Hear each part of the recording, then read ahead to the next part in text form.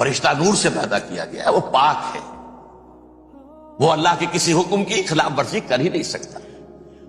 لا یعصون اللہ ما امرہم ویفعلون ما یؤمرون، وہ جو بھی اللہ تعالیٰ حکم دیتا ہے اس کی کوئی معصیت یا نافرمانی نہیں کرتے، بلکہ جو حکم لیا جاتا مان لیتے۔ ذرا سا اشکال ہوا تھا، پوچھ لیا، جواب مل گیا، خاموش ہو گئے بس۔ لیکن عزازیل نامی ایک جن تھا جو ایک تو جن ہونے کی نسبت سے فرشتوں سے کچھ نہ کچھ مماثلت تھی، قرب تھا، دوسرے یہ علم میں، زہد میں، عبادت میں اتنا اونچا تھا، اتنا اونچا تھا، اتنا اونچا تھا کہ یہ ملائکہ ہی کے صف میں شامل ہو گیا۔ اس نے عالم بغاوت بلند کر دیا۔ جب حکم دیا گیا کہ سجدہ کرو آدم کو، اب یہ دیکھیے کس قدر یہ اہم مضمون ہے، اور آپ سوچ رہے ہیں یہ باتیں آج پہلی مرتبہ ہمیں اس طرح سنائی جا رہی ہیں، یہ باتیں تو علم میں آتی نہیں ہمارے۔ وجہ کیا ہے؟ آپ کو دلچسپی نہیں ان چیزوں سے۔ جدید تہذیب نے ان چیزوں کی اہمیت کو زیرو کر دیا۔ قرآن میں اہمیت کا کیا عالم ہے؟ 7 جگہ یہ مضمون قرآن میں آیا کہ فرشتوں کو ہم نے حکم دیا سجدہ کرو آدم کو، سب نے سجدہ کیا۔ فسجد الملائکۃ کلھم اجمعون، سارے کے سارے، کل کے کل، سب نے مل کر سجدہ کیا آدم کو، اللہ کے حکم سے فوراً تعمیل کر دی۔ الا ابلیس ابا واستکبر وکان من الکافرین، ابلیس نے نہیں کیا، انکار کیا، استکبار کیا، گھمنڈ کیا۔ اور اس کو سورہ کہف میں بیان کر دیا گیا، یہ اس لیے کہ وہ اصل میں جنات میں سے تھا، اگرچہ شامل تو تھا فرشتوں میں اس وقت۔ کان من الجن ففسق عن امر ربہ، وہ اصل میں جنات میں سے تھا، اس وجہ سے وہ اپنے رب کے اس فیصلے کے خلاف کھڑا ہو گیا، سرکشی تھی اس میں۔ یہ معاملہ اتنا اہم ہے، اب آپ سمجھیے کہ 7 مرتبہ سورہ بقرہ، سورہ اعراف، سورہ حجر، سورہ بنی اسرائیل، سورہ کہف، سورہ طٰہٰ، سورہ صاد، 6 مکی صورتوں میں ذکر ہے یہ، اور ایک مدنی صورت سورہ بقرہ۔ ان میں سے اکثر مقامات پر پھر جب اللہ نے کہا کہ اچھا تم نے یہ سرکشی کی ہے اور ہمارے حکم کی خلاف ورزی کی ہے تو یہاں سے نکل جاؤ، دفع ہو جاؤ، تم مردود ہو، مردود ملعون، ان علیک لعنتی الی یوم الدین، اب تجھ پر لعنت رہے گی میری قیامت کے دن۔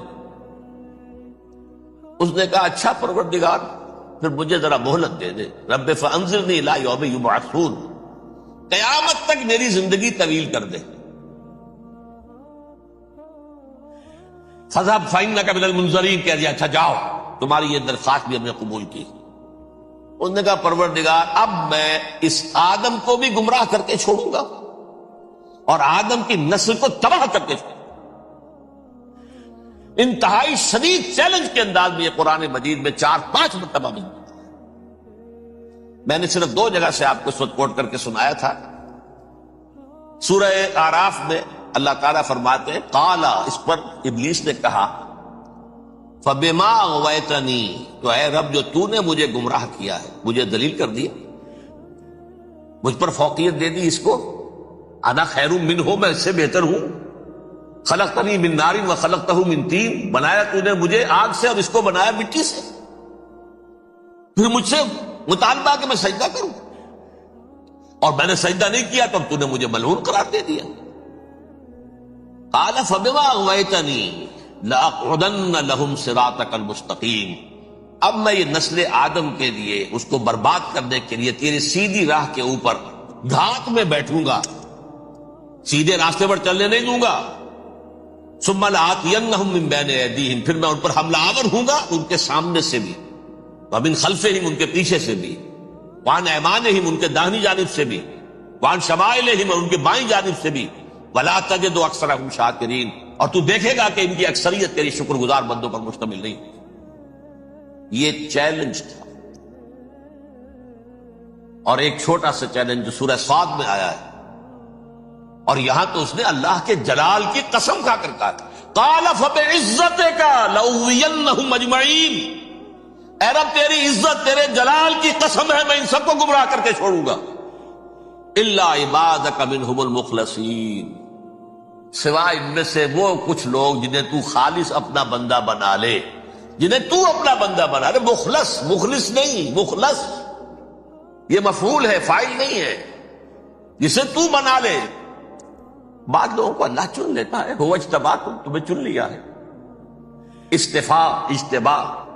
وہ بچیں گے جن کو تو اپنی خاص امان میں لے لے گا، باقی میں سب کو گمراہ کر کے چھوڑوں. یہ ہے اصل دنیا میں نوع انسانی کا ابدی دشمن، ازلی سے ابدی تک. اور اس میں نوٹ کیجئے کہ اس کی اصل بنیاد کیا ہوئی؟ دو لفظ، تکبر اور حسد. استکبرا، تکبر کیا، انا خیر منہ، میں اس سے بہتر. یہ ساری بس کی گانٹھ یہی ہے. سب سے بڑی گمراہی کی وجہ یہی ہے. اسی لیے کہا ہے حدیث میں، لن يدخل الجنہ من کان فی قلبہ مثقال حبۃ من کبر. جنت میں ہرگز وہ شخص کبھی بھی داخل نہیں ہو سکے گا جس کے دل میں رائے کے دانے کے برابر بھی کبر. تکبر سب سے بڑا جرم. الکبر ردائی، اللہ فرماتا ہے یہ تکبر، یہ تو میری چادر ہے. کوئی شخص تکبر کرتا تو گویا میری چادر گھسیٹ رہا ہے میرے کندھے سے.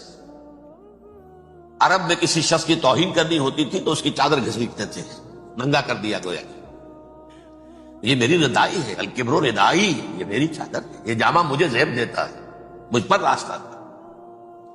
اور حسد، آدم کو جو برتری عطا ہو گئی اس حسد کی آگ میں وہ جل گیا اور اس کا انتقام لینا چاہتا ہے. آدم سے بھی، آدم کو بھی گمراہ کیا، جنت سے نکلوایا. ایسے نکلنا تو انہیں تھا ہی مشیت اذنی میں، لیکن فوری طور پر اللہ کے حکم کی خلاف ورزی تو کروائی نا. فعصى آدم ربہ فغوى، آدم نے اپنے رب کے حکم کی نافرمانی کی، گمراہ ہوا عارضی طور پر. یہ دوسری بات ہے، توبہ کر لی، اللہ نے توبہ قبول فرما لی، معاف کر دی. کوئی مستقل جو ہے وہ نسل انسانی پر اس گناہ کا اثر متوارث طور پر نہیں آ رہا ہے، ختم ہو چکا معاملہ، ہوا تھا ہو گیا. فتلقى آدم من ربہ کلمات فتاب علیہ انہ هو التواب الرحیم. اور توبہ کی شان یہ ہے جب وہ قبول ہو جائے اللہ کی جناب میں، کیا تائب من الذنب کمن لا ذنب له. گناہ سے توبہ کرنے والا ایسے ہوتا ہے جیسے اس نے کبھی گناہ کیا ہی نہیں تھا. لیکن بہرحال وہ گمراہ کرنے میں کامیاب ہو گیا، حضرت آدم اور حوا کو بھی. اور نوع انسانی کی عظیم اکثریت، عظیم اکثریت، عظیم اکثریت اس کے داؤ میں آئی ہوئی نہیں. کتنے ہیں وہ عباد اللہ المخلصین، الا عبادک منہم المخلصین، کتنے جو واقعتاً خالصتاً اللہ کے بندے بن گئے، جنہیں اللہ نے اپنا بنا لیا، اپنا قرار دے دیا. اب اس کے ساتھ نوٹ کیجئے، اس ابلیس کے ساتھ ایک فوج بھی ہے جسے قرآن مجید میں کہا گیا ہے یہ اس کی پارٹی ہے، حزب الشیطان. یہ اکیلا نہیں ہے. ایک تو وہ عزازیل ہے، اس کی طویل ترین عمر اللہ نے دے دی، وہ تو قیامت تک رہے گا. باقی بھی جنات جو ہیں ان کی نسل میں سے، یا اس کی نوع میں سے، اس کی نسل میں سے، جنات کی عمریں انسانوں کی عمروں سے زیادہ ہیں، بہت زیادہ ہیں. لیکن پھر بھی اتنی نہیں ہے. یہ خاص ہے اس کا معاملہ کہ اس نے کہا تھا رب انظرنی الی یوم یبعثون، مجھے دے دے مہلت اس وقت تک تاکہ میں ثابت کر کے دکھا دوں کہ جسے تو نے یہ خلافت دیا یہ اس کا اہل نہیں ہے. Let me prove this point. ولا تجد اکثرهم شاکرین، تو ان کی اکثریت کو شکر گزار نہیں پائے گا. وہ ابلیس جو ہے وہ ریکروٹ کرتا ہے اپنے فوجی، اول تو خود جنات میں سے جو اس کے نمبر 1 لشکری ہے. قرآن مجید میں اس کا اشارہ دیا گیا ہے، انہو یراکم ہوا وقبیلہ من حیث لا ترونہم. دیکھو لوگو، اے انسانوں، وہ ابلیس لعین عزازیل اور جو اس کے قبیلے کے لوگ ہیں، جنات ہیں، وہ تمہیں وہاں سے دیکھتے ہیں، تاکتے ہیں اور حملہ کرتے ہیں جہاں سے تم انہیں نہیں دیکھتے. وہ غیر مرئی ہیں، انویزیبل ہے، تمہیں نظر نہیں آتے. ویزیبل دشمن کا وار تو روک لو گے، انویزیبل کا کیسے روکو گے؟ انہو یراکم ہوا وقبیلہ، اکیلا ہی نہیں ہے وہ تو تمہیں تاکتا ہے، تم پر حملہ کرتا ہے، گھات میں لگ کر جو ہے تمہارے اوپر حملہ کرتا ہے وہ بھی، اور اس کے ساتھ اس کے قبیلے کے لوگ جنات بھی. من حیث لا ترونہم، جہاں سے کہ تم انہیں نہیں دیکھتے.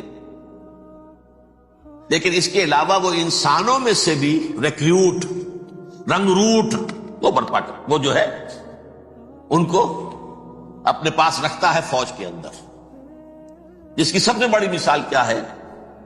سورہ مجادلہ میں اللہ تعالیٰ نے منافق، حالانکہ وہ کون تھے؟ بظاہر حضور کا کلمہ پڑھنے والے، حضور کے پیچھے نماز پڑھنے والے، اسلام کا دعویٰ کرنے والے، ان کو اللہ فرماتا ہے اولئک حزب الشیطان الا ان حزب الشیطان هم الخاسرون، یہ شیطان کی پارٹی کے لوگ ہیں. وہاں مقابلے میں آیا ہے اولئک حزب اللہ الا ان حزب اللہ هم المفلحون. یہ دو پارٹیاں ہیں، حزب اللہ اللہ کی پارٹی جو اس کے مخلص بندے ہیں وہ اللہ کی پارٹی، اور جو شیطان کے مرید بن گئے اس کے ہاتھ پر بیعت کر لی، لہذا وہ اس شیطان کی پارٹی کے لوگ ہیں، چاہے وہ انسان ہو چاہے جن ہو. تو انسانوں میں سے بھی اس کے حزب میں، اس کی پارٹی میں اس کے ایجنٹ ہیں، اور بہت ہیں، بلکہ بہت سے تو ایسے ہیں کہ جو جنات کے بھی کان کتر دیں، ان کو بھی شیطنت سکھا دیں، پڑھا دیں. لیکن اب ایک بات سمجھیے، ایک دنیا میں نسل اور قوم بھی ایسی ہے جو ایک خاص وقت سے بحیثیت مجموعی من حیث القوم ابلیس کی ایجنٹ بن گئی. وہ کون ہے؟ وہ یہودی. یہ یہودی قوم جو ہے، اس میں ایک تو کچھ یہ کہ ان کی فطرت کے اندر یہ تھا کہ ہم ہیں اصل انسان، باقی انسان جو ہے وہ انسان نما حیوان ہے، ان کی کوئی حیثیت ہی نہیں. ہم ہیں اصل انسان، نحن ابناء اللہ واحباؤ. باقی یہ جینٹائلز، یہ گوئمز، غیر یہودی، یہ تو حیوانات ہیں. اب جیسے کہ انسانوں کو حق ہے کہ حیوانوں کو ایکسپلائٹ کریں، استعمال کریں. گھوڑے کو آپ تانگے میں باندھتے ہیں کہ نہیں؟ اس کی پسینے کی اور محنت کی کمائی ہے جو کھاتا ہے تانگا چلانے والا. البتہ یہ ضرور ہے کہ چونکہ اگلے روز پھر جوتنا ہے تو کچھ نہ کچھ تو اسے بھی کھلائے گا نا، اپنی کمائی میں سے کچھ دانے کھلائے گا، کچھ اور گھاس دے گا. یا بیل کو جوتنا ہے ہل میں تو کچھ نہ کچھ اس کو دینا ہوگا کھانے کو، لیکن پھر اسے استعمال کرنا. تو ان کا مستقل قول یہ ہے کہ اصل انسان ہم ہیں، باقی پوری نوع انسانی ہمارے لیے حیوانوں کے درجے میں. ہم چاہیں جس طرح انہیں استعمال کریں، ایکسپلائٹ کریں، دھوکہ دیں، جیسے چاہیں لوٹیں، کھسوٹیں، سب کچھ کریں، بدہضی کریں، ان سے سود لیں، سب کریں، جو بھی ممکن طریقہ ہو. یہ ہمارے لیے ہم ڈومینیٹ کریں گے، اور یہ در حقیقت ہمارے اعلی کار ہے. ایک تو اس اعتبار سے یہود بقیہ پوری نوع انسانی کے دشمن بن گئے. قرآن مجید کی وہ آیت بھی میں نے آپ کو سنائی ہے،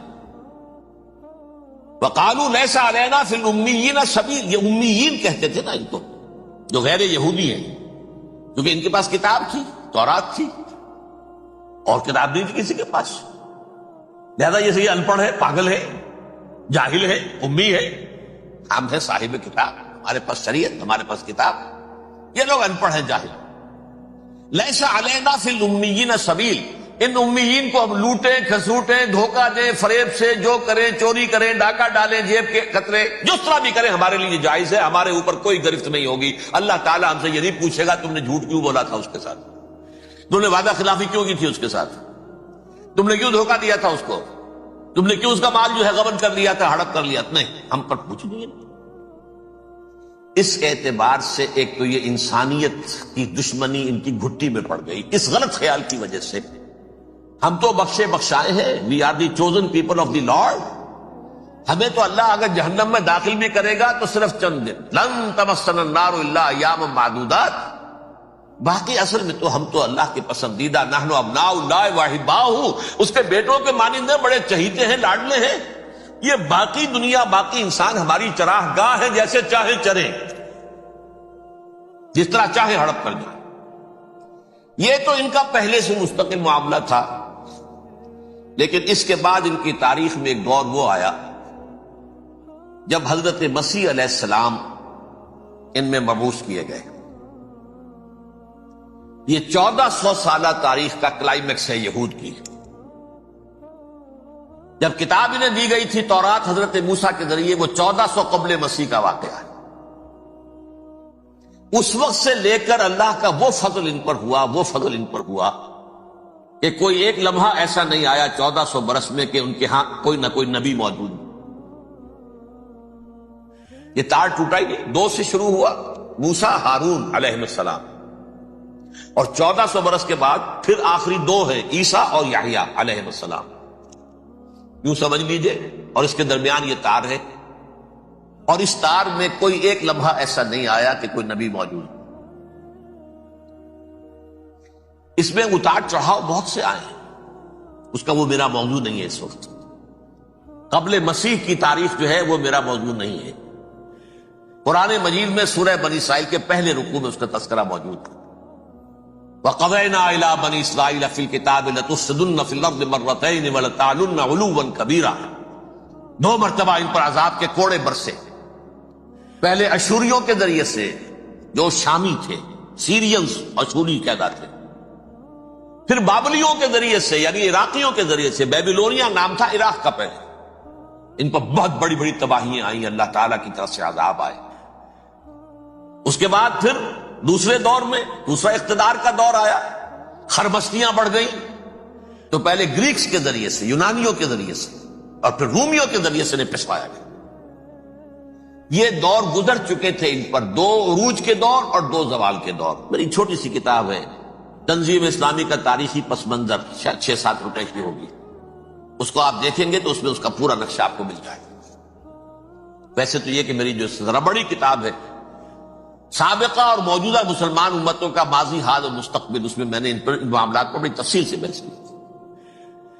بہرحال یہ جو دور تھا ان کا 1400 سالہ، وہ اونچ نیچ سے ہوتا ہوا جب آیا ہے حضرت مسیح کی بعثت پر، تو ان کی شرارت کی انتہا یہ ہو گئی کہ اللہ تعالیٰ نے مسیح کو رسول بنا کر بھیجا. رسولاً الی بنی اسرائیل. حضرت موسیٰ اور حضرت عیسیٰ کے درمیان رسول کوئی نہیں ہے، سب نبی ہیں. حضرت موسیٰ رسول تھے اور حضرت عیسیٰ رسول. درمیان میں داؤد ہو، سلیمان ہو، یشعیاء ہو، زکریا ہو، یہ سب نبی ہیں. یحییٰ نبی ہے، رسول نہیں ہے. لہذا وہ شہید کر دیے گئے. رسول شہید نہیں ہو سکتا، قتل نہیں ہو سکتا. لیکن عیسیٰ اور موسیٰ کے درمیان 1400 برس ان کے جو ہیں، اس کا کلائمیکس ہے حضرت مسیح علیہ السلام کی بعثت. اور حضرت مسیح علیہ السلام کو جسے اللہ نے اپنی روح قرار دیا، روح منہ، کلمتہ القاہا الی مریم، اللہ کا کلمہ. عظیم ترین معجزات. انہوں نے کیا کہا؟ یہ ولد الزنا ہے، حرام زادہ ہے، معاذ اللہ، نقل کفر نہ باشد. یہ جادوگر ہے، یہ مرتد ہے، یہ واجب القتل. اصل حکومت اس وقت رومیوں کی تھی حکومت، لیکن انہوں نے انہیں آٹونومی دے رکھی تھی، اپنے مذہبی معاملات تم خود طے کر سکتے. تو کائفاس جو اس وقت کا ان کا ہیڈ ربائی تھا سب سے بڑا، اس کی عدالت نے فیصلہ کیا مسیح کو سولی چڑھا دیا جائے. پائلیٹس پونٹس، اس کے پاس ان کی ازداشت پہنچ گئی، یہ ہمارا مجرم ہے مذہبی، یہ مرتد ہے، یہ کافر ہے، یہ جادوگر ہے، یہ واجب القتل ہے، اسے قتل کر سولی چڑھا دو. خیر وہ لمبی بات ہو جائے گی. اس نے تو اپنے ہاتھ دھوئے کہ صاحب ہمارے پاس کوئی جرم نہیں ہے اس کے خلاف، تم کہتے ہو تو ٹھیک ہے، سولی چڑھا دیتے. یہ دوسری بات ہے کہ اللہ نے حضرت مسیح کو اٹھا لیا آسمان پر. ان کی جگہ وہ شخص سولی چڑھا جس نے غداری کر کے گرفتار کروایا تھا، جوڈاس اسکیریوٹ. اس کی شکل اللہ نے بدل دی حضرت مسیح کی سی، اور حضرت مسیح کو فرشتے اٹھا کے اوپر لے گئے، وہ زندہ آسمان پر اٹھا لیے گئے. اور یہ ساری تفاصیل نہ قرآن میں ہے نہ حدیث میں ہے، یہ انجیل میں ہے. لیکن انجیل کون سی؟ برنباس کی انجیل. Gospel of the Lord according to saint Barnabas. یہ حواریین مسیح میں سے تھے، لیکن عیسائی ان کو تسلیم نہیں کرتے، ان کی بائبل کو صحیح نہیں مانتے، کینونیکل نہیں مانتے. 100 انجیلیں تھیں، 104 تھیں، جن میں سے 4 چنی ہیں انہوں نے. یہ بتی اور جان اور مرکس مارکس یہ ہے. تو یہ 4 انجیلیں ہیں، انہوں نے تسلیم کیے کہ یہ کینونیکلز ہیں، یہ تو ہیں حقیقی. باقی جو ہے 100 اس کو وہ تسلیم نہیں کرتے. ان میں سے ایک ہے یہ برنباس، اس میں یہ تفصیل ہے. کہ اللہ تعالیٰ نے اس شخص کی، جیوڈاس کی، یہودا، جیوڈاس اس کو انگریزی میں کہتے ہیں، اس کی شکل بدل دی حضرت مسیح کی سی، وہ گرفتار ہوا، وہ سولی چڑھا۔ وہ غدار تھا، غداری کی سزا اسے ملنی تھی، وہ مل گئی۔ حضرت مسیح کو فرشتے 4 اٹھ رہے ہیں، جس کوٹڑی میں حضرت مسیح مقیم تھے، ایک باغ کے اندر وہ کوش تھے، اس کی چھت پھٹی ہے، 4 فرشتے آئے ہیں، حضرت مسیح کو اٹھا کر لے گئے ہیں، چھت برابر ہو گئی ہے، اس کے بعد وہ شخص پکڑا گیا۔ بہرحال حضرت مسیح کو اللہ نے اٹھا لیا آسمان۔ لیکن وہ دن ہے کہ اس قوم کو اب مغضوب علیہم قرار دے دیا گیا۔ نوٹ کر لیجئے، اصل میں تو ہونا یہ چاہیے تھا کہ رسول کی جان کے درپے جب کوئی امت ہو جاتی تھی تو اللہ کا قاعدہ یہ تھا کہ اس امت کو نسیہ منسیہ کر لیا جائے۔ حضرت نوح کی قوم کو ختم کیا یا نہیں؟ حضرت ہود کی نگاہوں کے سامنے قوم عاد برباد کی گئی یا نہیں؟ حضرت صالح کی نگاہوں کے سامنے قوم سمود برباد ہوئی؟ یہ اللہ کا قاعدہ رہا۔ سدوم اور عمورہ کی بستیاں حضرت لوط علیہ السلام جہاں بھیجے گئے، مدین کا علاقہ جہاں حضرت شعیب بھیجے گئے، آل فرعون جن کی طرف موسیٰ کو بھیجا گیا، سب ہلاک کر دیے۔ کیونکہ رسولوں کے بارے میں اللہ کا نبیوں کے بارے میں یہ بات نہیں ہے۔ نبی آیا، اس نے دعوت دی، جس نے مان لیا اچھا کیا، اپنے لیے اچھا کیا، نہیں مانا اس کی اپنی جو ہے آپ برباد ہو گئی۔ دنیا میں کوئی فیصلہ اس کا نہیں ہوتا، لیکن رسولوں کا معاملہ یہ ہوتا ہے کہ دنیا میں وہ اللہ کی عدالت بن کر آتے ہیں، مانو گے تو بچو گے، نہیں مانو گے ہلاک کر دو۔ تو اس اعتبار سے وہ مستحق تو ہو چکے تھے اس کے کہ انہیں ہلاک کر دیا جائے۔ اب اللہ کی کوئی خصوصی مشیت ہے، اس میں کیا حکمت ہے، وہ ہے ایک حکمت، میں بعد میں اگر وقت ہوا تو بتاؤں گا۔ فیصلہ یہ کیا اللہ نے کہ حضرت مسیح کو تو اٹھا لیا زندہ، اور ان کی رسی ابھی مزید دراز کر دی، کہ ان کو ابھی مہلت دے دی کہ تمہیں آخری استیصال، جس کو عذاب اکبر کہتا ہے قرآن، سورہ سجدہ جو حضور ہر جمعے کی پہلی رکعت میں فجر میں پڑھتے تھے، وَلَنُذِيقَنَّهُم مِّنَ الْعَذَابِ الْأَدْنَىٰ دُونَ الْعَذَابِ الْأَكْبَرِ لَعَلَّهُمْ يَرْجِعُونَ۔ چھوٹے چھوٹے عذاب اور ایک بڑا عذاب، جبکہ قوم بالکل برباد، نسیم منسیہ، کأن لم یغنوا فیہا، ایسے ہو جائیں جیسے کوئی تھے ہی نہیں آبادیاں، لا یرا الا مساکنہم، اب ان کے مسکن نظر آتے، مکین نظر نہیں آتے۔ یہ عذاب اکبر جو ہے وہ ان پر نہیں آیا، حالانکہ وہ مستحق ہو گئے تھے اسی وقت۔ اس کو یوں سمجھیے کہ کسی شخص کو پھانسی کا حکم تو ہو جائے، ایگزیکیوشن نہیں ہوتا ہے، کئی سال گزر جاتے ہیں پڑے ہوئے، اور معاملات جو ہیں وہ چلتے رہتے ہیں۔ یہ معاملہ ہوا اس کے ساتھ، ورنہ یہ مستحق ہو چکے تھے آخری بربادی تباہی کے، عذاب استیصال، جڑ سے کاٹ دینے والا عذاب، وہ آ سکتا تھا ان پر اسی وقت، لیکن اللہ نے ان کی مہلت دراز کی۔ لیکن اس کے بعد اللہ نے ان کو ایک اور موقع دیا، 600 برس بعد حضرت مسیح کے، محمد الرسول اللہ صلی اللہ علیہ وسلم کی بعثت کی۔ اور یہ میں سمجھتا ہوں کہ اس قوم پر اللہ کا اتنا بڑا فضل تھا، اتنا بڑا فضل تھا، اتنا بڑا فضل تھا۔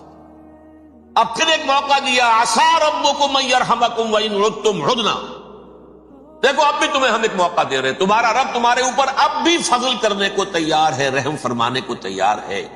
ان ھذا القرآن یہدی للتی ہی اقوم، اس قرآن کے سائے میں آ جاؤ، یہ شاہدرا ہے ہدایت میں آنے کا، اس میں داخل ہو جاؤ، محمد کی تصدیق کرو صلی اللہ علیہ وسلم، دامن محمدی میں آ جاؤ، اب بھی ہم تمہارے گناہ بخش دیں۔ لیکن نہیں، اس قوم نے حضرت محمد صلی اللہ علیہ وسلم کی دشمنی کی کمر کسی، اور اب یوں سمجھیے اس تاریخ سے لے کر آج تک یہ گٹھ جوڑ ہے۔ ظاہر بات ہے کہ ابلیس کا بھی اصل دشمن اب کون ہے، یا ہدف کون ہے، ٹارگٹ کون ہے؟ جنہوں نے محمد کو نہیں مانا صلی اللہ، وہ تو ہے ہی جہنمی، ان پر کوئی اور محنت کرنے کی ضرورت کیا ہے؟ سمجھ گئے میری بات؟ حضور کی بعثت کے بعد جنہیں حضور کو رد کر دیا، ان کو ایمان نہیں لائے، وہ کون ہے؟ کافر، وہ جہنمی ہے ہی ہے، لہذا اس کے اوپر کوئی محنت صرف کرنے کی ابلیس کو ضرورت نہیں۔ اس کا اصل ٹارگٹ امت محمد ہے صلی اللہ علیہ وسلم۔ وہ ساری نوع انسانی کی دشمنی اب آ کر مرکوز ہو گئی ہے امت محمد صلی اللہ علیہ وسلم کی دشمنی، اور اسی طرح یہود کا معاملہ، اگرچہ ویسے پوری نوع انسانی کے دشمن ہیں، انہیں حیوان سمجھتے، ان کی جان مال اپنے لیے مباح سمجھتے ہیں، جس طرح چاہیں لوٹیں کھسوٹیں کھائیں پیے ہی نہیں. لیکن اب ان کی بھی دشمنی کا سب سے بڑا مرکز امت محمد. کیوں؟ وہی تکبر اور حسد، وہی بیماریاں. انہیں تکبر یہ ہو گیا تھا کہ 2000 سال سے یہ نبوت ہماری میراث، ہماری جاگیر. بنو اسرائیل کے اندر سینکڑوں نبی آئے، 3 کتابیں اللہ نے ہمیں عطا کی. یہ کہاں سے آ گیا محمد صلی اللہ علیہ وسلم؟ معاذ اللہ ثم معاذ اللہ. یہ امیین میں سے، یہ جنٹائلز میں سے، یہ گوئلز میں سے، یہ حقیر ان پڑھ. کہاں ہم، کہاں یہ نہیں تسلیم کریں گے. حالانکہ قرآن کہتا ہے یعرفونہ کما یعرفون ابناہم. ان کے علماء ایسے پہچانتے تھے حضور کو جیسے اپنے بیٹوں کو پہچانتے کہ یہ آخری نبی ہے. لیکن تکبر اور حسد کی آگ میں جل گئے. اب ان کے بھی دشمنی کس سے ہے؟ محمد اور امت محمد صلی اللہ علیہ وسلم. یہ گٹھ جوڑ ہے. اب دیکھیے، یہ ہے میری گفتگو کا اب تک کی گفتگو کا حاصل، یہ گٹھ جوڑ. ایک غیر مرئی دنیا، انویزیبل دنیا کا ابلیس لعین اور جنات میں سے اس کے لشکری فوج. انسانوں میں سے ویسے تو اور بھی بہت جگہ اس کے ایجنٹ ہے، مسلمانوں میں بھی ہے، لیکن بحیثیت قوم، بحیثیت مجموعی، ایک پوری قوم، ایک پوری نسل جو ہے اس کے ساتھ گٹھ جوڑ ہے. ان دونوں کی گٹھ جوڑی کے ساتھ یہ دشمن دون ہیں انسانیت کے. پہلا دشمن ابلیس لعین، عزازیل لعین، اور دوسرے دشمن یہود ملعون. اب میں آپ کو ذرا اس جو انسانوں میں سے انسان دشمنی کا جن کا سب سے بڑا رول ہے، میں ان کی 2000 سالہ تاریخ کا آپ کے سامنے نقشہ رکھنا چاہتا ہوں. ان 1400 سال کا تو میں نے صرف 4 آپ کو پوائنٹس بتائے. موسیٰ سے عیسیٰ تک 1400 برس علیہ الصلوۃ والسلام. 2 مرتبہ عروج، 2 مرتبہ زوال. اشیریوں کے ہاتھوں پٹوائی، بابلیوں کے ہاتھوں پٹانا، گریکس کے ہاتھوں مرمت، رومنس کے ہاتھوں مرمت. یہ جو 2000 سال ہیں، کیونکہ اب تو ظاہر بات ہے 21ویں صدی شروع ہو گئی، 20 صدیاں حضرت مسیح کو پوری ہو گئی. پہلی بات نوٹ کیجئے، حضرت مسیح کی پیدائش ہے سن 1 قبل مسیح. یہ نکتہ آپ نے کبھی سنا ہے یا نہیں؟ جب ملینیم کا سلسلہ شروع ہوا تھا پچھلے سال تو میں نے بیان کر دیا تھا کہ ایک عجیب حساب کے اندر انہوں نے غلطی کی ہوئی ہے. حضرت مسیح کی پیدائش ہوئی 25 دسمبر کو. سن انہوں نے شروع کر دیا، جو اس کے بعد جنوری آئی تو پہلا سال شروع ہو گیا. اگر جنوری سے پہلا سال شروع ہوا تو یہ 6 دن جو ہے تو اس کے پچھلے سال میں تھے. لہذا کہا جائے گا کہ Jesus Christ was born 1 year before Christ, BC. تو 1 قبل مسیح میں حضرت مسیح کی پیدائش ہوئی. یہ آخری اسرائیلی نبی اور رسول. یہودی علماء کی مخالفت، دشمنی، سولی پر چڑھوا دینا میں بیان کر چکا ہوں. سن 33 عیسوی میں جبکہ حضرت مسیح کی عمر 33 برس تھی، اللہ تعالیٰ نے انہیں زندہ آسمان پر اٹھا دیا. لیکن یہودیوں نے اپنے خیال کے مطابق انہیں سولی پر چڑھوا دیا، ان کی موت واقع ہوئی. اگرچہ اس کے بعد یہ اختلاف ہے. یہودی کہتے ہیں وہ سولی پر چڑھ گیا، ختم ہوا، مر گیا. عیسائی کہتے ہیں نہیں، انتقال ہوا ہے مسیح کا صلیب پر، لیکن پھر وہ دوبارہ زندہ ہو گئے ہیں. ان کی لاش ایک غار میں رکھ دی گئی تھی، وہاں ریزریکشن ہو گیا، ان کا باعث بعد الموت وہی ہو گیا، اور پھر انہیں اللہ نے زندہ آسمان پر اٹھا دیا. تو ہمارے اور عیسائیوں کے درمیان نوٹ کر لیجئے، یہ چیز مشترک ہے کہ حضرت مسیح آسمان پر زندہ اٹھائے گئے. فرق کیا ہے؟ وہ سمجھتے ہیں کہ سولی دیے گئے، سولی پر مرے، پھر زندہ ہوئے، پھر گئے. ہم سمجھتے ہیں کہ نہیں، وما صلبوہ وما قتلوہ، انہوں نے نہ صلیب دے سکے انہیں اور نہ انہیں قتل کر سکے، بل رفع اللہ الیہ، اللہ نے اٹھا لیا. پھر ہمارا اور یہ اس کا عیسائیوں کا ایک اور اتفاق ہے، سیکنڈ کمنگ آف جیسس، حضرت مسیح دوبارہ آئیں گے. یہ عیسائیوں کا بھی عقیدہ ہے اور ہمارا بھی. بہرحال تو تو جیسا کہ میں نے عرض کیا کہ اس وقت یہ عذاب استیصال، عذاب اکبر کے مستحق ہو چکے تھے، لیکن اللہ نے ان کی مدت دراز کی ہے، لیکن ان پر دنیاوی عذاب کا ایک کوڑا جو ہے اللہ تعالی کی طرف سے اسی وقت برسا۔ دنیاوی عذاب دنیا میں رہتے ہوئے ختم نہیں کیا۔ 37 برس بعد، حضرت مسیح کے رفع سماوی کے 37 برس بعد، سن 70 میں یہودیوں نے بغاوت کی رومیوں کے خلاف۔ رومی ٹائٹس جنرل تھا ایک، اس نے پھر جو حملہ کیا ہے، 1,33,000 یہودی ایک دن میں قتل کیا یروشلم میں، اور ہیکل سلیمانی گرا دیا۔ وہ ہیکل پہلے بھی گرا تھا، پہلے 1400 سال کے دوران میں بھی نبوکدنضر نے گرایا تھا، لیکن پھر اس کے 150 سال بعد انہوں نے دوبارہ بنا لیا تھا، اس لیے وہ اسے سیکنڈ ٹیمپل کہتے ہیں۔ پہلا ٹیمپل جو حضرت سلیمان نے بنایا تھا، نبوکدنضر نے گرا دیا 587 قبل مسیح میں، پھر دوبارہ انہوں نے 150 سال کے بعد بنا لیا۔ وہ اس تاریخ کا حصہ ہے، میں نے جس کے بارے میں آپ کو تفصیل نہیں بتائی۔ اس میں یہ ہوا سن 70 میں وہ گرا دیا گیا، وہ آج تک گرا پڑا ہوا ہے۔ نمبر 2، یہ کہہ دیا گیا کہ یہودیوں اس ارض فلسطین سے نکل جاؤ، تم یہاں نہیں رہ سکتے اب۔ لہذا جس کا جہاں سینگ سمایا چلا گیا، یورپ میں چلے گئے، ایشیا میں آ گئے، عرب میں آ گئے، یہ 3 قبیلے جو رات بھی میں نے عرض کیا تھا، بنو قینقاع، بنو نذیر اور بنو قریظہ، یہ وہاں سے آ کے مدینے میں آباد ہو گئے۔ جس کا جہاں سینگ سمایا، افریقہ میں، ہندوستان میں، جہاں چلے گئے۔ ڈایاسپورا اسے کہتے ہیں، وہ آپ نوٹ کر دیجئے اس لفظ کو، ڈایاسپورا، ہمارا دور انتشار، جبکہ ہمیں ہماری اصل سرزمین تو فلسطین ہے، حضرت ابراہیم کا مسکن، حضرت اسحاق، حضرت یعقوب کا مسکن فلسطین، یہ ہے ہماری اصل جاگیر، یہ تو ہماری جدی پشتی جاگیر ہے، لیکن یہاں سے نکال دیے گئے سن 70 عیسوی میں، اور وہاں سے لے کے 1917 تک ان کا ڈایاسپورا جاری رہا۔ یہ دور انتشار ہے۔ اس دور انتشار کے اب چند حصے ہیں جس کو میں چاہتا ہوں کہ آپ علیحدہ علیحدہ سمجھ لیں۔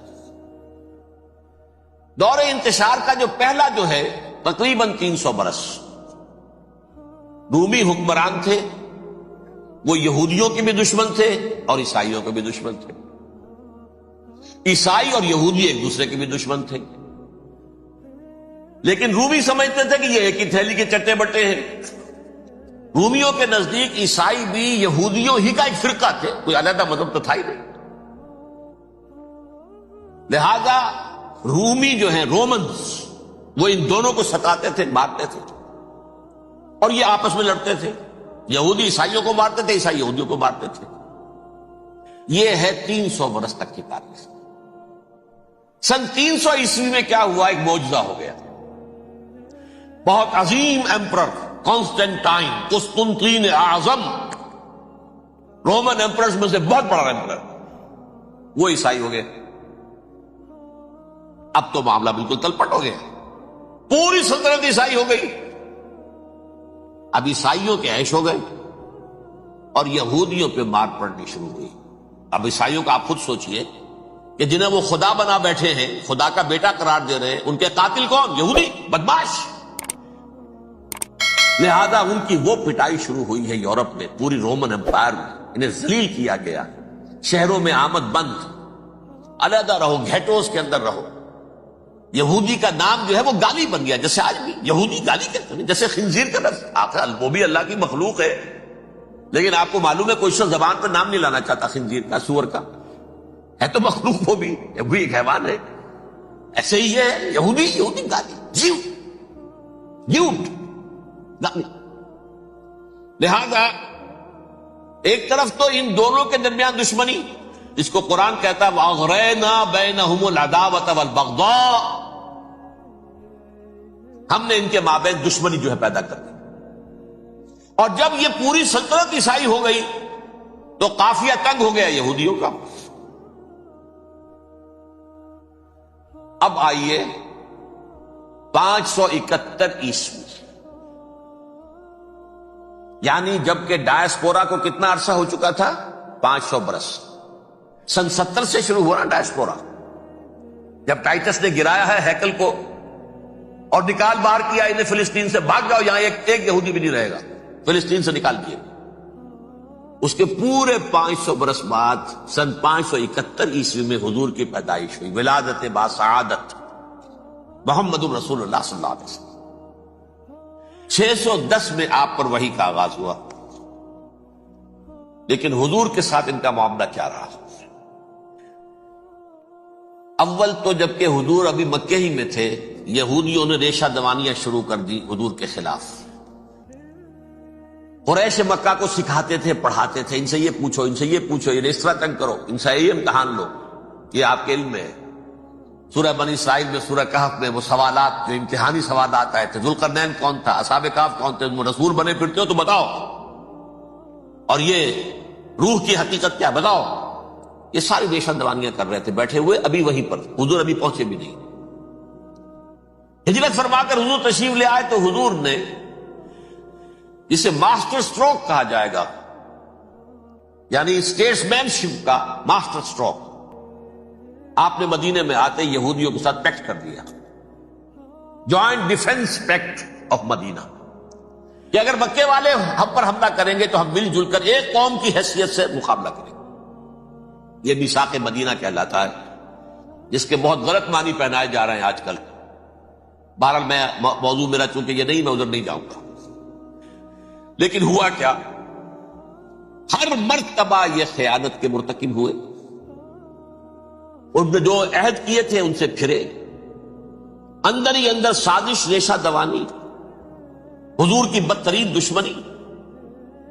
سورہ نساء کی آیت نمبر 12 میں، 14 میں، 13 میں فرمایا ہے، لا تزال تطلع علی خائنۃ منہم، اے نبی ہمیشہ آپ کے علم میں ان کی طرف سے خیانتیں، بددیانتیاں آتی رہیں گی،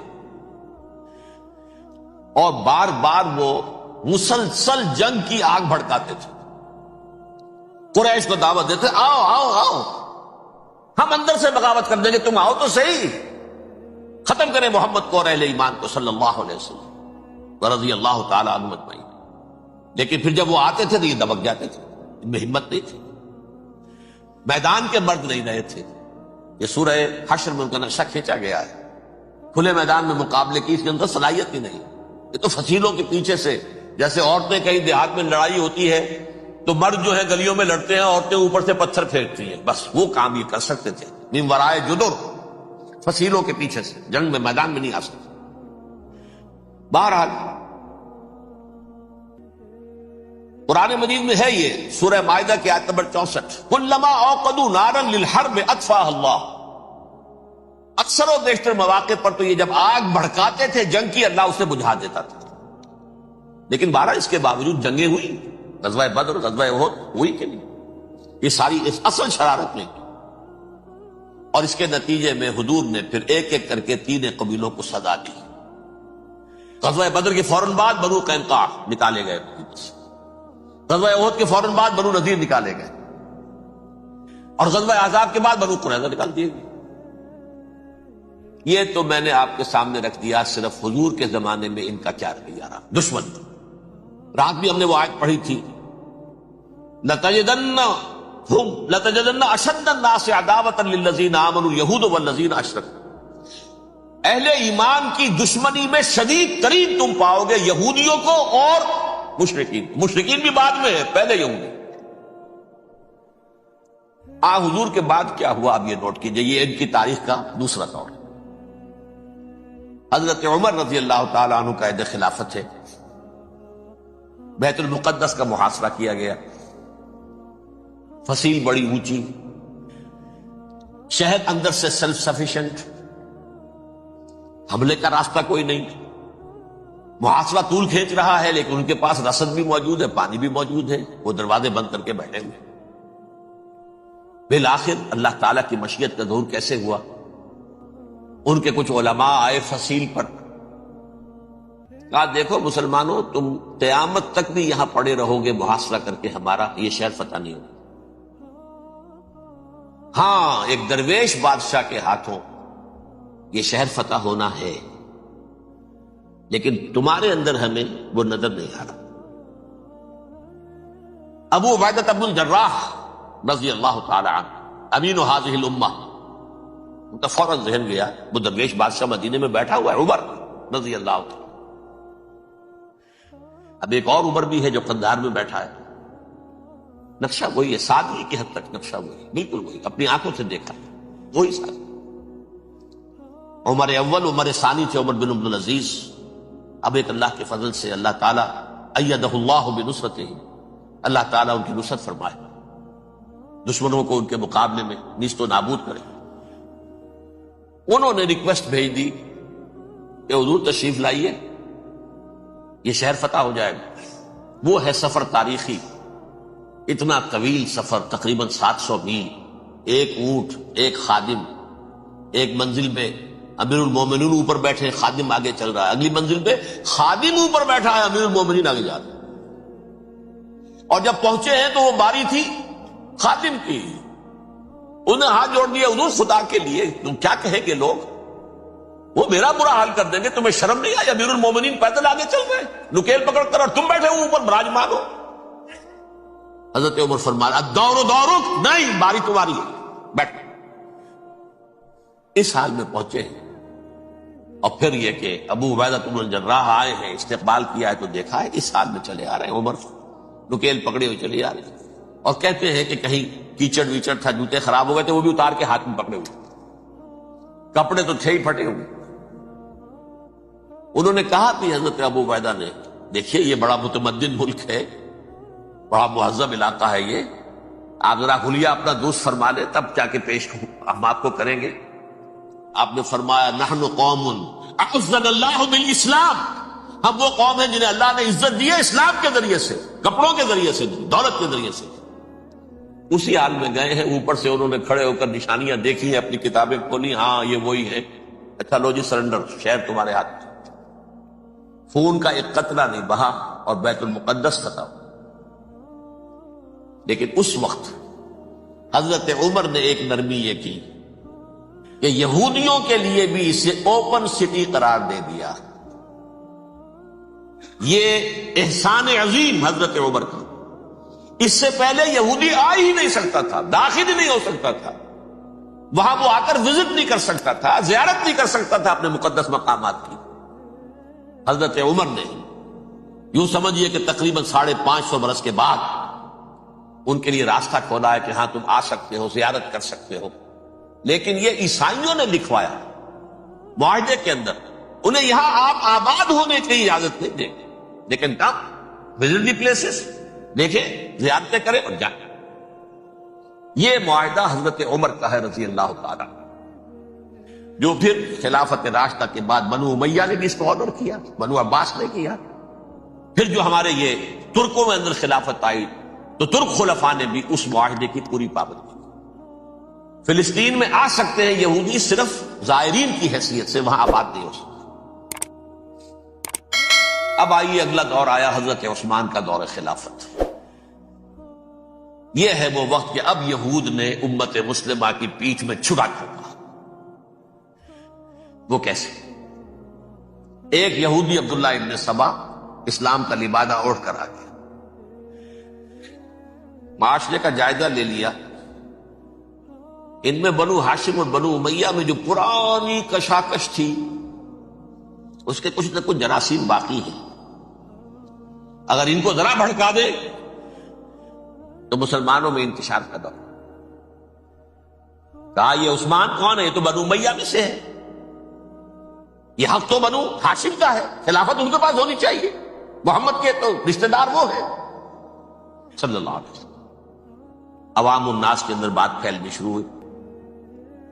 پھر ایک بڑی سازش کے انداز میں حضرت عثمان کے خلاف پروپیگنڈا، حضرت عثمان کے جو عاملین تھے، گورنر تھے، ان کے خلاف پروپیگنڈا. اور ایسی ہوشیاری کرتے تھے کہ کوفے میں کوفے کے حاکم کے خلاف کچھ نہیں کہنا ہے، اجی مصر میں یہ ہو رہا ہے، اجی شام میں یہ ہو رہا ہے، اجی یہ جو عثمان ہے وہ یہ کر رہا ہے، یہ ظلم ہو رہا ہے، یہ لوٹ مار ہو رہی ہے، یہ خیانتیں ہو رہی ہیں.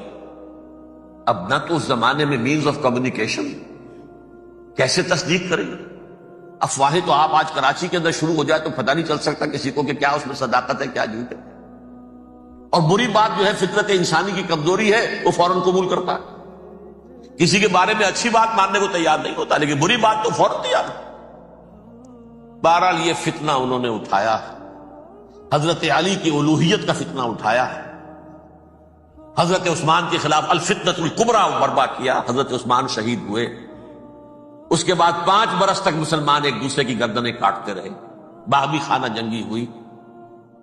امت کو وہ زخم لگایا ہے جو آج تک جس سے خون رس رہا ہے۔ یہ شیعان عثمان اور شیعان علی تھے جو بعد میں پھر سنی اور شیعہ ہو، اور آج تک نہیں۔ فتنہ کس نے جگایا؟ ایک عبداللہ ابن سبا یہودی اور اس کے کارندے، شیطان کا ایجنٹ، اور انسانوں میں سے بھی اس کے جو بھی حواریین تھے اور شیطانوں کے اندر سے بھی تھے، انہوں نے بھی اس آگ کو بھڑکایا۔ یہ آپ سوچ لیجئے کہ یہ کس نے وہ زخم لگایا؟ یہودی۔ اگلا دور آیا، خلافت راشدہ ختم ہوئی، بنو امیہ کا بھی دور کافی گزر گیا۔ طارق ابن زیاد 712 عیسوی میں حملہ کرتے ہیں اسپین پر۔ اسپین اس وقت عیسائیت کا بہت بڑا گڑھ، بڑے کٹر ترین عیسائی جو ہے وہ اسپین میں تھے، لہذا یہودیوں کی وہاں بہت پٹائی ہوتی تھی، بہت پٹائی ہوتی ہے، میں بتا چکا ہوں، دشمنی تھی ان کی چلی آ رہی تھی عیسائیوں کے ہاتھوں یہودیوں کی۔ وہ تو سن 300 عیسوی سے ایمپرر کانسٹنٹائن کے بعد سے شروع ہو گئی تھی۔ اس حوالے سے یہودیوں نے اس وقت چالاکی یہ برتی، کچھ راستے واسطے بتائے، کچھ مدد کی طارق ابن زیاد کی۔ طارق ابن زیاد نے انہیں اپنا محسن سمجھا، ہسپانیہ فتح ہو گیا تو یہودی چونکہ محسنین کی فہرست میں آ چکے تھے، انہیں بہت اقتدار نصیب، بڑی سپورٹ مسلمانوں نے دی۔ ان کے بڑے بڑے علماء جو اسی دور کے اندر پیدا ہوئے، بڑے بڑے تھنکرز ان کے اسی دور میں پیدا ہوئے۔ بن گوریون جو کہ ایک وزیر اعظم تھا اسرائیل کا، اس نے یہ لکھا ہے اپنی کتاب میں، Muslim Spain was the golden era of our diaspora. وہ ڈائسپورا جو 70 عیسوی سے شروع ہوا تھا اور 1917 عیسوی تک جاری رہا ہے، اس میں سے گولڈن ایرا ہمارا جو تھا وہ مسلم اسپین تھا۔ اسپانیہ میں بیٹھ کر ہم عیش کیے، لیکن وہاں سے انہوں نے اور جو کچھ کیا، یہ تو داستان کے بہت سے گوشے ہیں، لیکن میں جس اسٹریٹ لائن میں چل رہا ہوں اس کے اعتبار سے ایک بات سمجھ لی، وہاں بیٹھ کر انہوں نے اب عیسائیت کی پیٹھ میں چھڑا گھونپا، پروٹیسٹنٹ مذہب پیدا کیا، تقسیم کر دیا، جیسے شیعہ سنی کی تقسیم، عبداللہ ابن سبا، رومن کیتھولک اور پروٹیسٹنٹ کی تقسیم، یہودی علماء۔ ہوتا کیا تھا؟ ہسپانیہ کی یونیورسٹیاں ہیں، کارڈووا میں ہے، ٹولیڈو میں ہے، گریناڈا میں ہے، غرناطہ، قرطبہ، تولیتلا، اور وہاں آتے تھے لوگ، فرانس سے چلے آ رہے ہیں نوجوان پڑھنے کے لیے، جرمنی سے چلے آ رہے ہیں، اٹلی سے چلے آ رہے ہیں، 3 ہی ملک قریب ترین پڑھتے ہیں سینٹرل جو یورپ کے ہیں۔ یہاں پر جو ہے وہ اسلام جو نور پھیلا رہا تھا اس سے بھی مستفیض ہوئے، جہالت کے جو ہے پردے ان کے وہ چھٹے، اس کے ساتھ ہی وہ یہودی وہاں ان کے اندر جو جراثیم داخل کر رہے تھے وہ اس عیسائیت کے خلاف بغاوت تھی، جو اس وقت دنیا میں عیسائیت اس وقت تھی، پوپ کا راج تھا دنیا میں اس وقت۔ یورپ میں جو عیسائیت تھی اس میں ایک طرف بادشاہ تھے، لیکن بادشاہوں کی حیثیت وہاں پر یوں سمجھ لیجئے کٹ پتلیوں کی تھی، اصل قوت پوپ کے ہاتھ میں تھی۔ اور پوپ کو انہوں نے جیسے قرآن نے کہا اتخذوا احبارهم ورهبانهم اربابا من دون اللہ، کیونکہ سینٹ پال نے شریعت موسوی ساقط کر دی تھی تو اب شریعت تھی ہی نہیں، پوپ کو اختیار تھا جس چیز کو چاہے حلال قرار دے دے، جس چیز کو چاہے حرام قرار دے دے۔ اتخذوا احبارهم ورهبانهم اربابا من دون اللہ۔ انہوں نے کہا صاحب یہ پوپ کس بلا کا نام ہے، یہ بھی انسان ہے۔ بات تو ٹھیک تھی نا، اصل حیثیت تو کتاب کی ہونی چاہیے، ڈیوائن بک، دی ریویلڈ اسکرپچر، لہذا یہ کتاب ہر شخص پڑھ سکتا ہے۔ کوئی پوپ کے باپ کو جو ہے کوئی اس کے لیے پروپرائٹری رائٹس تو نہیں ہے کہ صرف پوپ پڑھ سکتا ہے یا پادری پڑھ سکتے ہیں، ہم بھی پڑھ سکتے ہیں، ہم بھی سمجھ سکتے ہیں۔ یہ باتیں تھی کہ جن کو بڑھا چڑھا کر بیان کر کے اور پوپ کا اقتدار ختم کرا دیا اور توجہ مرکوز کر دی بائبل کی طرف۔ اب بائبل میں بڑا حصہ تو اولڈ ٹیسٹامنٹ کا ہے۔ نتیجہ کیا ہوا؟ یہود کی عظمت پروٹیسٹنٹس کے نزدیک مسلم ہو گئی، اصل قوم تو یہ ہے. وہ دشمنی بدلی کہ نہیں بدلی؟ موسیٰ کے امتی یہ ہے، تورات موسیٰ کو دی گئی، ابراہیم کی نسل یہ ہے. لہذا وہ جو دشمنی تھی، جو عداوت تھی، یہ ہمارے خدا کو سولی چڑھانے والے ہیں یہ بدماش، اس کا ازالہ ہوا. اس پروٹسٹنٹ مذہب کے نتیجے میں یہ میں اب آپ کو بتاتا ہوں کہ ایک نتیجہ وہ نکلا ہے جسے برٹرنڈ رسل نے بیان کیا ہے. اس کی کتاب ہے ان پریز آف آئیڈلنس، صفحہ 108. وہ لکھتا ہے دی Christians retaining the Judaic belief in a special revelation added to it the Roman desire for worldwide domination and the Greek taste for metaphysical subtleties. The combination produced the most fiercely persecuting religion that the world has yet known. یہ تین چیزیں آ کر عیسائیت میں مل گئی. ایک تو جب یہ اولڈ ٹیسٹمنٹ جو ہے وہ ان کے ہاتھ میں آ گئی، اور اس کے میں کچھ آپ کو بتا دیتا ہوں کہ اولڈ ٹیسٹمنٹ کی تعلیمات، کیونکہ یہ اولڈ ٹیسٹمنٹ جو ہے یہ محرف تھی. اصل تورات تو گم ہو گئی تھی 587 قبل مسیح میں، جب پہلی مرتبہ ہیکل جو ہے تباہ ہوا ہے، اس وقت ختم ہو گئی تھی. اس کے کوئی 150 سال کے بعد انہوں نے یادداشتوں سے مرتب کر کے لکھی ہے. اب اس میں ان کے اپنے خیالات، اپنے امانی، اپنی توجیحات وہ شامل ہو گئی. لہذا میں آپ کو حوالے دیتا ہوں اس کتاب کے اندر مظالم کی جو تعلیم دی گئی ہے. اہل کتاب نے اپنے مظالم قتل عام کے جواز کے لیے تورات میں تبدیلیاں کی اور پیغمبروں پر دہشت ناکی اور بدترین حرام کاری کے الزامات لگائے. سنیے، پہلا حوالہ ہے یہ گنتی باب 31 آیات 17-18. اس لیے ان بچوں میں جتنے لڑکے ہیں سب کو مار ڈالو، اور جتنی عورتیں مرد کا منہ دیکھ چکی ہیں ان کو بھی قتل کر ڈالو، لیکن ان لڑکیوں کو جو مرد سے واقف نہیں اور اچھوتی ہیں اپنے لیے زندہ رکھو. یہ کسی اللہ کی کتاب کا یہ جملہ ہو سکتا ہے؟ کسی ریویل بک کا؟ اور سنیے، یہ ہے استثناء ڈیٹرانومی باب 20 آیت 16-18. پر ان قوموں کے شہروں میں جن کو خداوند تیرا خدا میراث کے طور پر تجھ کو دیتا ہے، کسی ذی نفس کو جیتا نہ بچا رکھنا، جیسا خداوند تیرے خدا نے تجھ کو حکم دیا بالکل نیست کر دے. مرد، عورتیں، بچے، بوڑھے سب ختم. یہ کتاب مقدس ہے. اور سنیے، سیموئیل باب 27 آیت نمبر 9. اور داؤد نے اس سرزمین کو تباہ کر ڈالا اور عورت مرد کسی کو جیتا نہ چھوڑا. نمبر 4، ان سب آباد شہروں کو ماں، عورتوں اور بچوں کے بالکل نابود کر ڈالا. کتاب استثناء باب 3 آیت 6. یہ ہے جو کہہ رہا ہے برٹرنڈ رسل، کرسچینٹی میں آ کر یہ تین چیزیں شامل ہو گئی. ایک تو یہ باربیرین یہ تعلیم جو ہے، اور یہ مذہب کے نام پہ تعلیم، یہ کتاب مقدس کی تعلیم. نمبر 2، رومنز کے اندر جو ایک تمنا تھی ورلڈ ڈومینیشن کی، وہ عیسائیت کے اندر آ گئی. اس لیے کہ پوری رومن امپائر جو ہے عیسائی ہو گئی. اسے وراثت کے اندر ورلڈ ڈومینیشن کی جو ایک تمنا تھی وہ مل گئی. اور پھر یہ کہ انہوں نے جو توہمات تھے یونانیوں کے، ان کو بھی اپنے ہاں مختلف شکلوں کے اندر جمع کر لیا.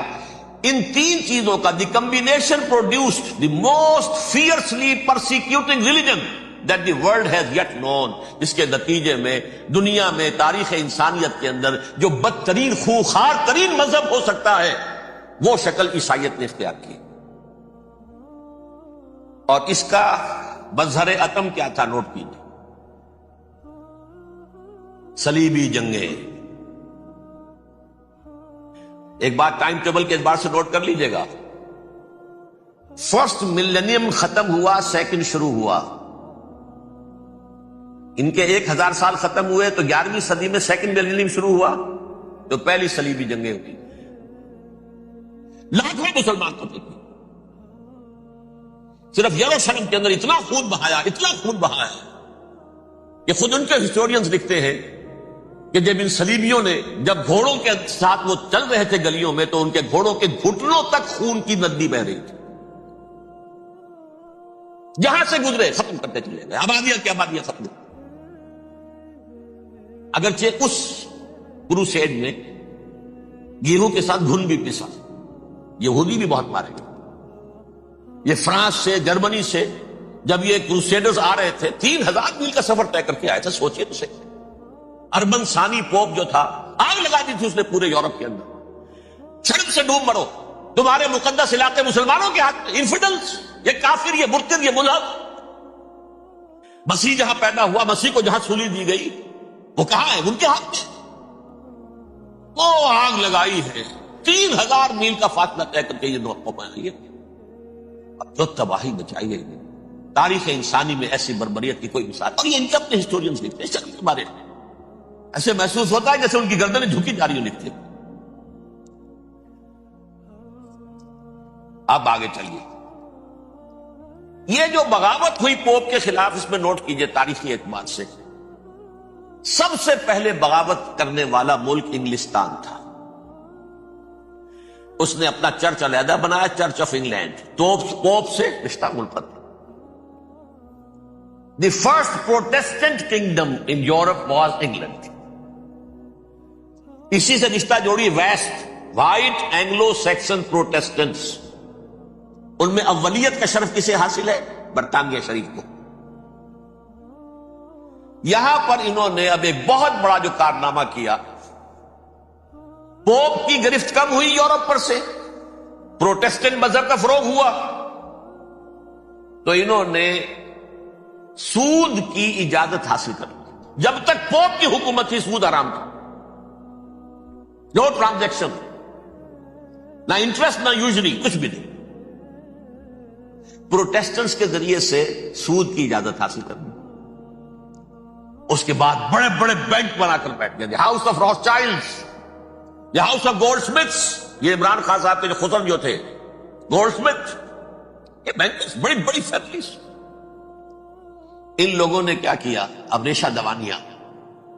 یورپ میں مختلف ملکوں کے درمیان جنگیں کروائیں سازشوں کے ذریعے سے.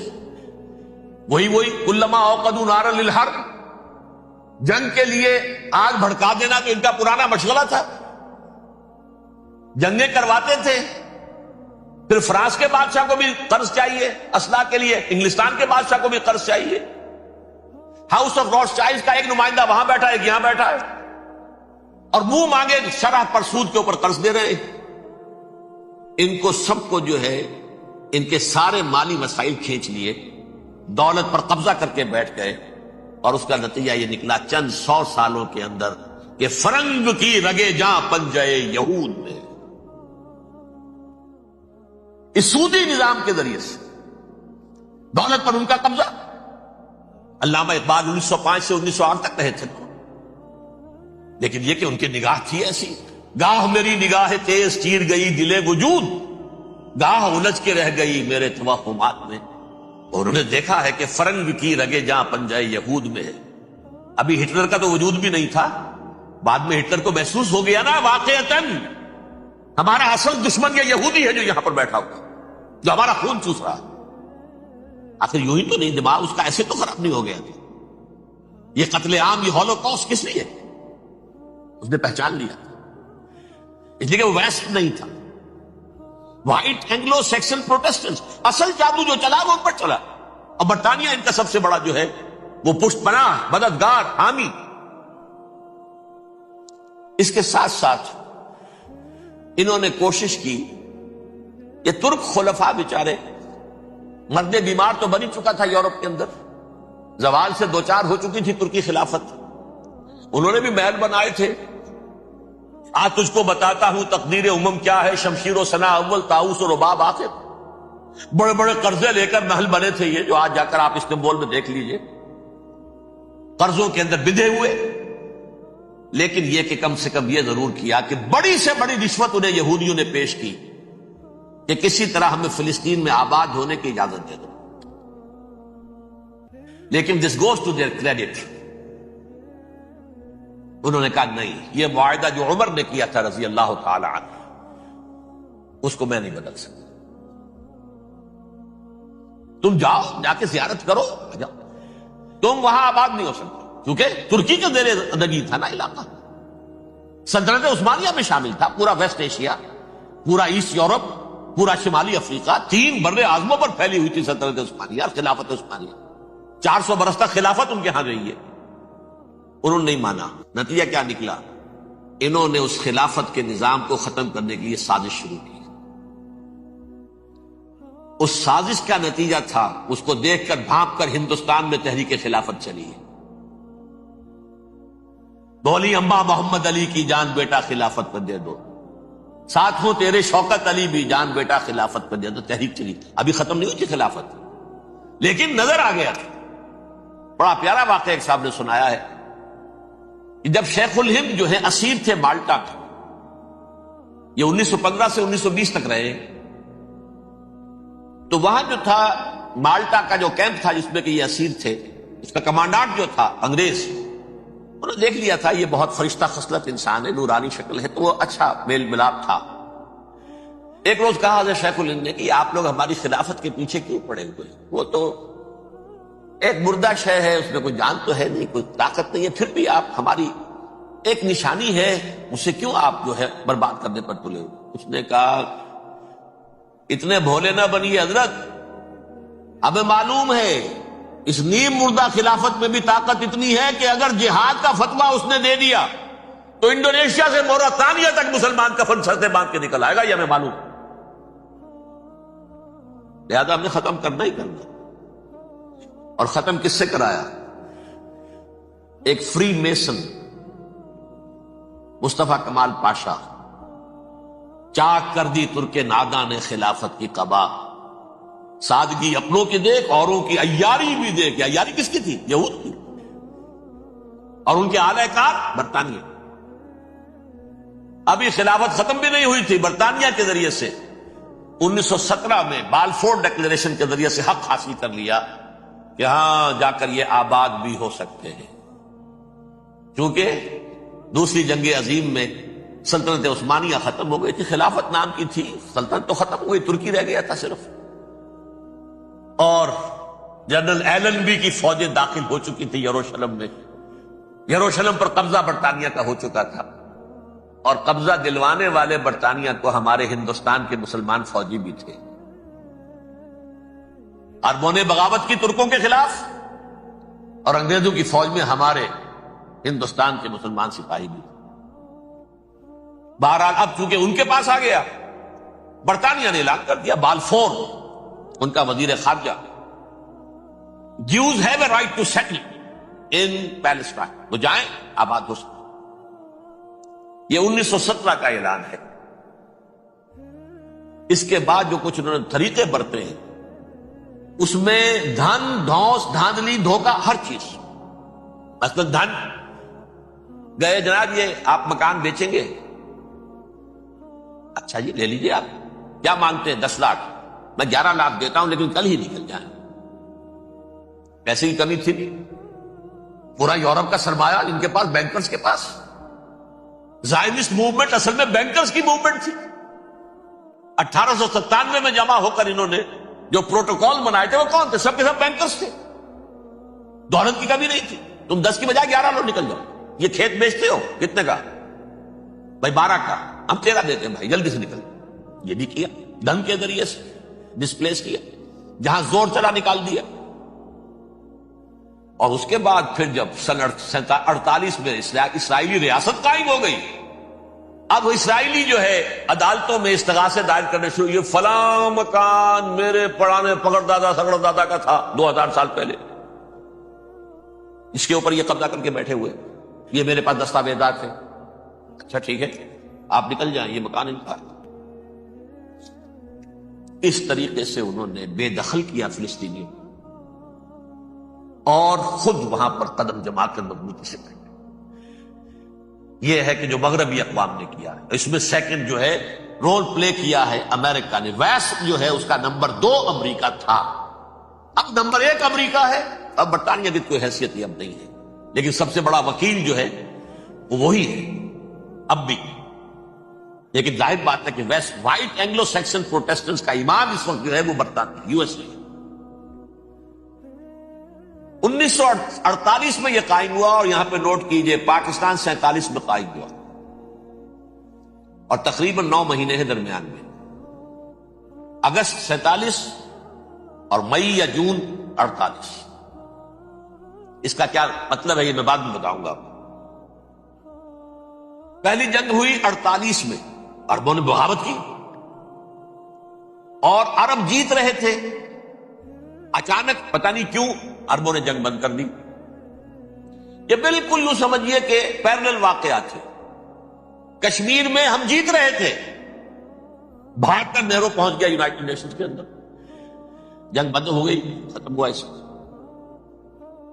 کچھ اپنوں کی غلطی بھی تھی، کچھ قبائلیوں نے وہاں جا کر سری نگر ایئرپورٹ تک پہنچ گئے تھے، بجائے اس پر قبضہ مکمل کرنے کے لوٹ مار میں لگ گئے، اپنوں کی غلطی بھی تھی، لیکن اس کے باوجود پڑنا بھاری تھا۔ اور اگر سری نگر ایئرپورٹ پر قبضہ ہو گیا ہوتا تو سوال ہی پیدا نہیں ہوتا کہ بھارت بھی اپنی فوجیں اتار سکتا، زمینی راستہ تھا ہی نہیں۔ وہی وہاں ہوا ہے، بڑے ہی عجیب طریقے پر عرب جیت رہے تھے، اسرائیل جو ہے شکست کھا رہے تھے، عربوں نے صلح کر دی۔ کچھ مہینوں کے بعد عربوں نے دوبارہ جنگ کی۔ اتنے عرصے میں یہ اسرائیلی، یہ سب جو ہے جتنے دہشت گرد ہیں اسرائیل، یہ اس دور کے لوگ ہیں، وہ چاہے مینیچم بیگن تھا یا کوئی اور، یہ سب کے سب اس دور کے ٹیررسٹ۔ اب انہوں نے ڈٹ کر جو مقابلہ کیا، عربوں کو شکست دی، بڑی سخت۔ سن 48 میں عربوں کو شکست ہو گئی۔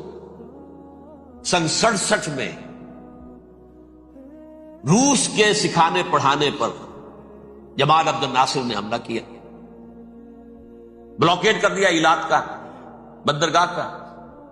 6 دن کی جنگ کے اندر اسرائیلیوں نے روس سے پورا صحرا سینا لے لیا، اسرائیل شام سے گولان ہائٹس لے لیے، اردن سے یہ پورا مغربی کنارہ جو یہ اردن کا حصہ تھا، اور مشرقی یروشلم اردن کے پاس تھا، اس پر بھی قبضہ کر لی۔ 1967 کی جنگ کا نتیجہ کیا نکلا؟ یروشلم پورا کا پورا یہودیوں کے قبضے میں چلا گیا، جو 1948 میں آدھا کر دیا گیا تھا۔ ویسٹرن یروشلم یہ یہودیوں کے پاس، ایسٹرن یروشلم مسلمانوں کے پاس، اور مشرقی یروشلم ہی میں مسجد اقصی ہے اور قبۃ الصخرہ، وہ مسلمانوں کی تحویل میں تھے۔ اردن کا قبضہ مسلمانوں کی تحویل، لیکن اب 67 میں پورا یروشلم ان کے قبضے میں آ گیا۔ پھر بہرحال مصر نے ایک کوشش کی بدلہ لینے کی سن 73 کی جنگ میں، اور اس میں کوئی شک نہیں بڑی شجاعت کا مظاہرہ کیا۔ رمضان وار آف 1973، بارلیو لائن کراس کر دی، جسے وہ سمجھتے تھے کہ کوئی طاقت دنیا کی ہمارے اس دفاعی جو ہے لائن اس کو کراس کر نہیں سکتے۔ لیکن پھر جب امریکہ اپنی پوری طاقت لے کر میدان میں آ گیا ہے تو ظاہر بات ہے کہ مصر کی حیثیت امریکہ کے مقابلے میں کچھ نہیں۔ یہ ہے میں نے جو مختصر سی تاریخ آپ کے سامنے رکھ دی ہے۔ اب جو اصل مسئلہ ہے سمجھیے، سین کیا ہے، منظر کیا ہے۔ یہ پہلو وہ ہیں بہت سے کہ جو شاید بہت سے حضرات کے نگاہوں میں نہ ہو، باقی تو یہ تاریخ کے واقعات ہیں، اکثر لوگوں کے علم میں ہوں گے۔ یہودیوں میں بھی ایک بڑی شدید اندرونی کشاکش ہے، جیسے ہم مسلمانوں میں کچھ مسلمان وہ ہیں جو نماز روزے کی پابندی کرتے ہیں، دین سے انہیں تعلق ہے، کچھ وہ ہیں جو نہ نماز نہ روزہ نہ کچھ، نام تو ان کے ہیں، محمد حسین ہیں، غلام علی ہیں تو صحیح، سیکولر ذہن ہے، مادی پرستی ہے، کچھ نہیں ہے کہ نہیں، ایسا ہی ان کے ہاں بھی۔ اصل یہودی جو ہے، عملی یہودی، اس کی شکل آپ نے اگر کبھی دیکھی ہو، اس کے سر کے اوپر اونچا ہیٹ ہوتا ہے کالا، ان کی زلفیں لمبی لمبی ہوتی ہیں، خاص طور پر یہ جو ہے گلپٹی کے بال، یہ قلمے جو ہیں یہ تو لا کے چھلے بنا کر بڑا خوبصورت سا جو ہے وہ ہار بناتے ہیں، لمبا کالا کوٹ پہنا ہوتا ہے، لمبی داڑھی ہوتی ہے۔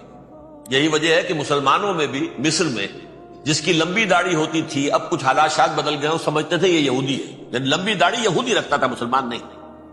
مسلمان تو عرب صرف ٹوکن داڑھی رکھتے ہیں یا شیو کرتے ہیں، یا سعودیوں کی طرح صرف کوئی نشان چھوڑتے ہیں، اللہ اللہ خیر سے۔ لمبی داڑھی شعار جو ہے یہودیوں کا ہے۔ ایک انتہا پر تو یہ ہے، دوسری انتہا پر وہ ہیں جنہیں کسی شے سے غرض نہیں، شراب بھی پیتے ہیں، سب کچھ ہے، سور بھی کھاتے ہیں یہودی، بینکرز ہیں، بڑے بڑے سائنسدان ہیں، سب کچھ ہیں، وہ زیادہ تر جو ہیں سیکولر ذہن کے۔ کچھ بیچ بیچ میں بھی ہے، جیسے یہ ایریل شیرون ہے، ویسے شیوڈ ہے، داڑھی تو نہیں ہے اس کے، لیکن سر پہ وہ ضرور وہ جو ہے اس کی ٹوپی سی آپ کو رکھی نظر آ جائے گی. یہ ہے درمیانی یہودی ہونے کا نشان کہ ایک شعار انہوں نے اپنا جو ہے برقرار رکھا ہوا. وہ ایک ٹوپی چپکی ہوئی سے ہوتی ہے. وہ ٹوپی کیا ہوتی ہے پتہ نہیں, کیسے چکی رہتی مجھے نہیں معلوم.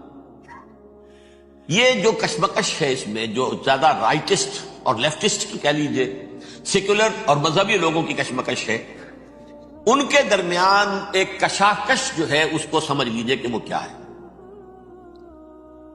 ایک چیز تو ان دونوں کے درمیان قدر مشترک ہے. پوری دنیا کی مالیات پر ہم تسلط کریں گے, قبضہ کریں گے, ڈومینیٹ کریں گے. لوگوں کو ہم بنا کر رکھ دیں گے حیوان. ملٹی نیشنل کمپنیاں ہوں گی, انہی کا راج ہوگا, انہی کی حکومتیں ہوں گی, انڈسٹری انہی کے ہاتھ میں ہوگی. لوگ یا مزدوروں کی حیثیت سے کام کریں گے یا تھوڑے سے مینیجرز ان میں سے بھی ہم لے کر کچھ تنخواہیں ان کو بھی دے دیں گے. باقی سود کے ذریعے سے ملائی ہم کھینچتے رہیں گے, مکھن ہمارے پاس آتا رہے گا. ورلڈ ڈومینیشن, اکنامک ڈومینیشن, یہ تو دونوں کے نزدیک متفق ہے. سیکولر بھی چاہتے ہیں اور جو مذہبی یہودی وہ بھی چاہتے ہیں. اس کے بعد ایک اختلاف ہے. مذہبی یہودی یہ کہتا ہے ہمیں گریٹر اسرائیل بنانا ہے, اور گریٹر اسرائیل وہ سارے علاقے ہیں جو ان کی تاریخ میں اسرائیل سلطنت کا حصہ رہے. حضرت یوسف کے زمانے میں یہودی جا کر آباد ہوئے مصر میں. جو ڈیلٹا کا علاقہ ہے, زرخیز ترین علاقہ جو ہے, جوشن کا علاقہ, وہ کہتے ہیں وہ ہمارا ہے, کئی سو برس ہمارے ہیں. سرائے سینا ہمارا ہے, اس میں کوہ طور ہے جس پہ حضرت موسیٰ کا ہم کلام ہوئے اللہ سے, تورات ملی. اس میں 40 برس تک ہم بھٹکتے پھرے ہیں. صحرائے تی ہے یہ, یتیہون فی الارض 40 سنہ. پھر فلسطین تو خیر ہماری جدی پشتی جائیداد ہے, جاگیر ہے. پھر یہ عرب جو ہے یہ بھی مدینے تک ہمارا ہے, مدینے سمیت. ہمارے قبیلے وہاں تھے, جہاں سے نکالا مسلمانوں نے. پورا عراق ہمارا ہے, پورا شام ہمارا ہے. اور ترکی کا بھی ایک علاقہ ہے ابتدائی, مشرقی جنوبی, وہ بھی ہمارا ہے. یہ ہے گریٹر اسرائیل کا نقشہ, یہ ہم نے بنانا.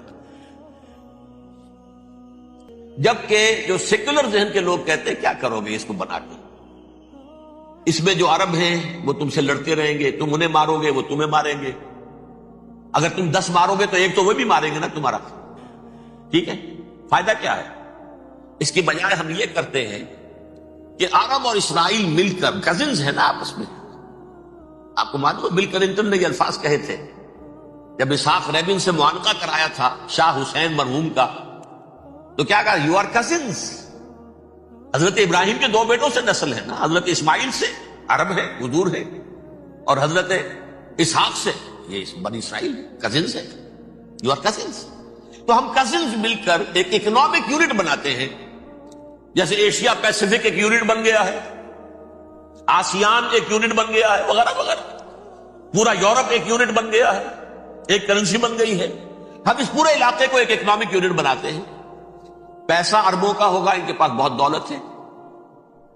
تیل ان کا ہوگا, بہت تیل ہے ان کے پاس. مزدور ان کے ہوں گے, بڑی تعداد ہے ان کی.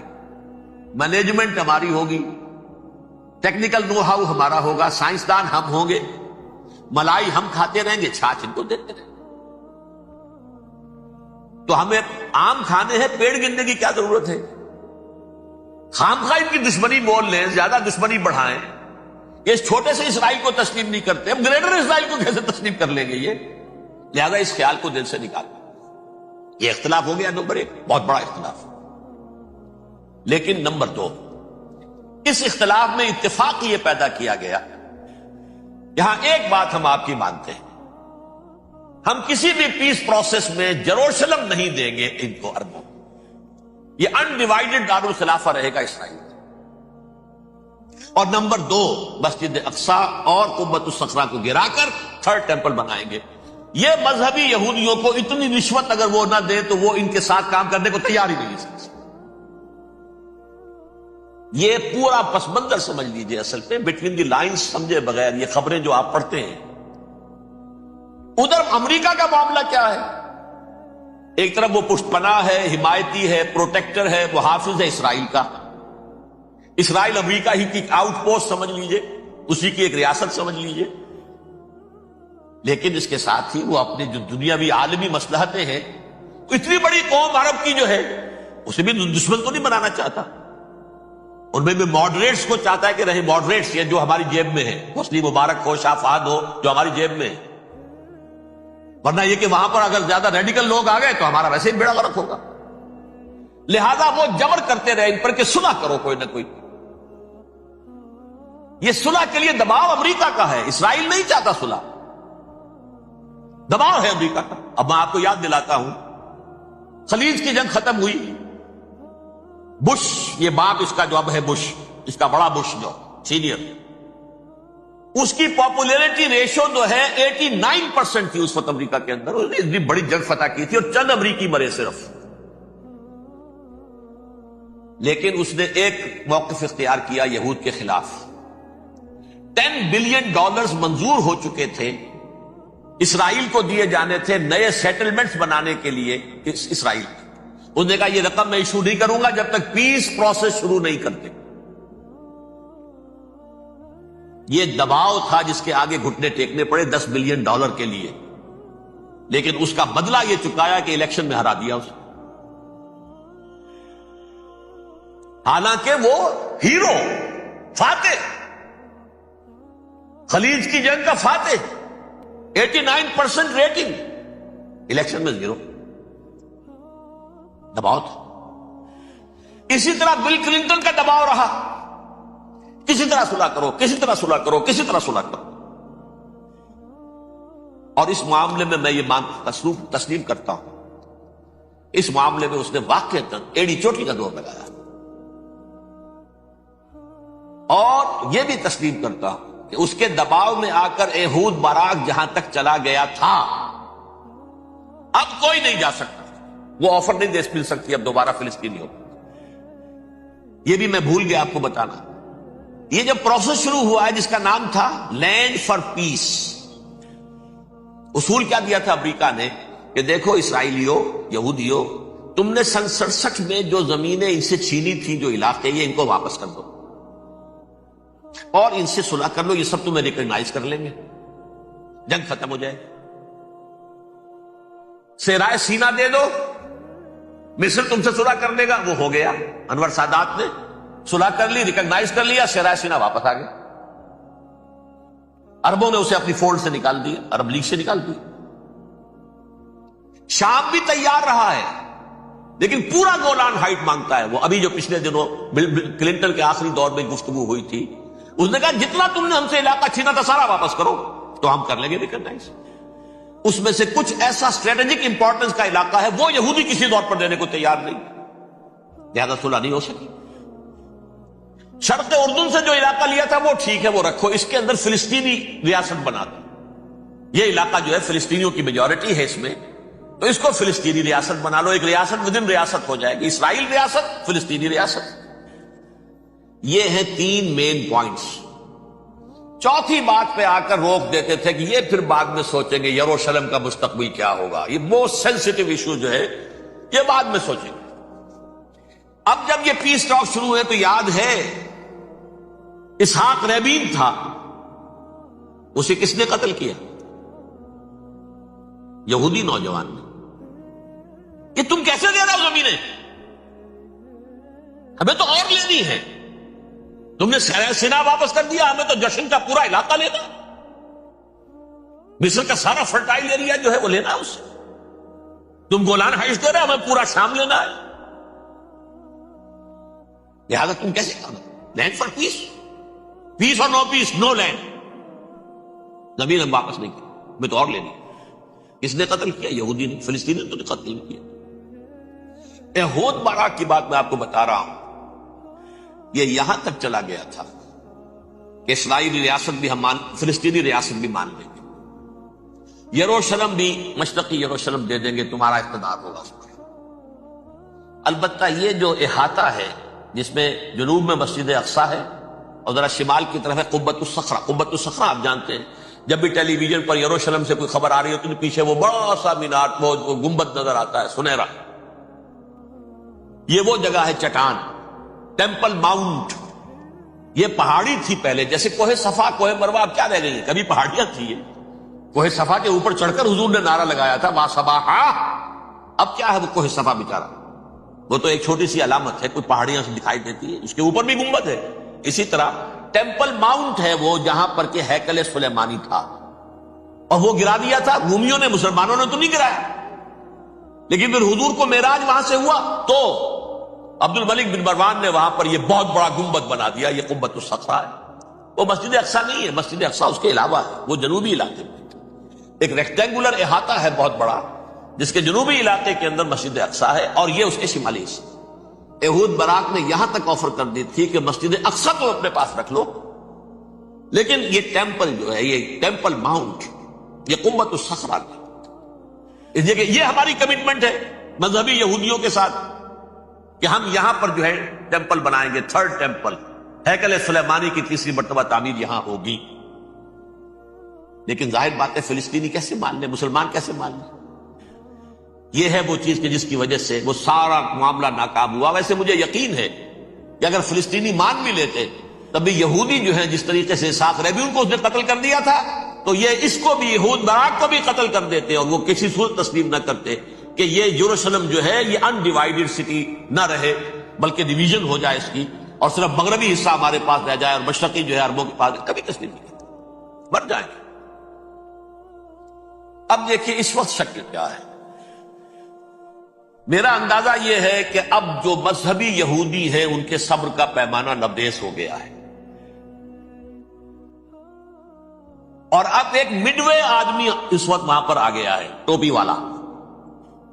اگرچہ وہ پریکٹسنگ یہودی اس طرح کا نہیں ہے، داڑھی والا نہیں ہے، زلفوں والا نہیں ہے وہی کوٹ پینٹ والا، لیکن یہ کہ اوپر رکھتا ہے وہ ٹوپی. ایریل شرون اور انتہائی سفاک، جس نے کہ فلسطینیوں کے 2 کیمپ ایسے اڑائے تھے جیسے کہ چیونٹیوں کا ہو لشکر اور ان کو پاؤں تلے رون دیا جائے، اس طریقے سے ختم کیا. بہت بڑا قاتل، مرڈرر، وہ وزیر اعظم. اور اب جو ہے ان کے صبر کا پیمانہ لبریز ہو گیا ہے. اب ان کا فیصلہ یہ ہے کہ انہیں 3 بڑے بڑے قدم اٹھانے. نمبر 1، فلسطینیوں کا خاتمہ، ایتھنک کلینزنگ. اگر یہ فلسطینی رہتے ہیں یہاں پر تو اگر 10 ہم ان کے ماریں گے تو 2-3 یہ ہمارے مار دیں گے. اسرائیلی کی جان تو بہت قیمتی ہے، یہ تو خیر 1000 بھی مر جائے تو کوئی بات نہیں، یہ تو کیڑے مکوڑے ہیں، جنٹائلز ہیں، گوئمز ہیں. یہودی وہ مر جائے، لہذا ان کا ٹنٹا مکاؤ، اب ان کو ختم کرو. وہ اشتہار شاید آپ کے دونوں گزرا ہوگا جس میں میں نے یہ الفاظ لکھے کہ بوسنیا کی ایتھنک کلینزنگ جو ہے ماند پڑ جائے گی. اور جو کچھ ایتھنک کلینزنگ ہوئی تھی 500 برس قبل ہسپانیہ میں، اس کا نقشہ آپ دیکھیں گے دنیا. اس وقت کیا ہوا تھا؟ عربوں کو، مسلمانوں کو یا جلا دو، قتل کر دو، یا جہازوں میں ان کو ڈمپ کر ہوئے اور لے جا کر شمالی افریقہ کے ساحل کے اوپر اتار دو، ڈمپ. ایک بچہ بھی نہیں رہنے دیا تھا ہسپانیہ میں. 1492 میں سقوط غرناطہ ہوا ہے، اور اس کے بعد 10 سال کے اندر اندر ایک ایک بچہ مسلمانوں کا ختم کرتا. یہ ہے فیصلہ ان کا. اب بہت بڑا قدم وہ اٹھانے پر مجبور. کب تک آپ کو رہیں گے؟ ہمارے لوگ مارتے ہیں، 16 نوجوان ہمارے مار دیے. لیکن آج گھر تھا، اس میں ایک چلا گیا فلسطینی، بم اپنے جسم سے باندھ کر وہاں اڑا دیا، خود بھی اڑ گیا، 16 ان کے نوجوان اڑ گئے. لہذا یہ چیز ان کے لیے ناقابل برداشت ہے. ان کے صبر کا پیمانہ اب لبریز ہے. نمبر 2، انہیں بہرحال اب یہ کرنا ہے کہ مسجد اقصیٰ کو گرائیں، قبۃ الصخرہ کو گرائیں اور ٹیمپل بنائیں.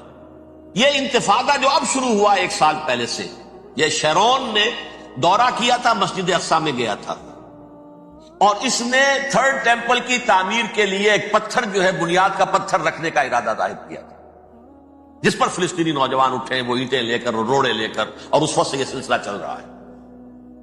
کتنے مارے جا چکے فلسطینی، لیکن کچھ نہ کچھ یہودی بھی مرے، اسرائیلی بھی مرے. اور جیسا کہ میں نے عرض کیا، اب ان کے صبر کا پیمانہ لبریز ہو. انف از انف. اب ہم اس معاملے کو ایک دفعہ جو ہے فائنلی ختم کر اور اب بنائیں گے. لہذا اب جو ہے کئی ٹن وزن کے وہ جو پتھر تیار ہو کر آگے رکھ دیے گئے ہیں کہ یہاں یہ بنیاد پڑنی ہے، اس کے اندر یہ پتھر لگے. بلکہ ایک لطیفہ بھی مجھے یاد آیا ہے، یہ کوئی 30 سال پرانی بات ہے۔ اس قبۃ الصخرہ کی مرمت ہوئی تھی، تو اس کے اوپر جو یہ سونے کی پتلی چڑھی ہوئی ہے، یہ شاہ حسین اردن والے جو ہے، ظاہر بات ہے تھا بھی انہی کے تسلط میں، یہ انہی کی تولیت میں تھا سن 67 سے پہلے، اس زمانے کی بات میں کر رہا ہوں۔ تو انہوں نے پتہ نہیں 30 من تھا یا 30 ٹن تھا سونا جو ڈونیٹ کیا تھا اس کے اوپر یہ پتلی چڑھانے کے لیے، جو بہت بڑا گنبد نظر آتا ہے پورے کے پورے ماحول کے اوپر چھایا ہوا۔ اس وقت یہودی اخباروں نے لکھا تھا بہت اچھا ہے، یہ سونا ہمارے کام آئے گا جب ہم اپنا ہیکل تعمیر کریں گے۔ کہاں جائے گا سونا؟ سونا یہی رہے گا نا، جب ہم گرائیں گے ہمیں وہ سونا مل جائے گا۔ اب وہ اس پر آ گئے، مزید دیر نہیں کر سکتے۔ تو آپ نوٹ کیجئے، number 1 ethnic cleansing of Palestinians in Israel. Number 2 demolition of the Aqsa mosque and the Qubbat al-Sakhra. Number 3 امریکہ کو الٹیمیٹم، تم اب اپنے ٹانگ درمیان میں مت اڑاؤ، اور اس کے لیے دھمکی، اگر تم نے ہمارے معاملے میں رکاوٹ ڈالی تمہاری اینٹ سے اینٹ بجا دیں گے۔ نیتن یاہو نے یہ کہا تھا میں واشنگٹن میں آگ لگا دوں گا۔ یہ انہوں نے امریکہ میں عظیم ترین دہشت گردی کر کے امریکہ کی ایڈمنسٹریشن کو، انتظامیہ کو یہ دھمکی دے دی ہے کہ باز آ جاؤ۔ چنانچہ میں یہ بات کہہ کے پرسوں جمعے میں اپنی مسجد سے، مسجد دارالسلام سے نکلا، شام کو، اسی شام کو میں نے ایریل شیرون کی تقریر سن لی ٹی وی پر۔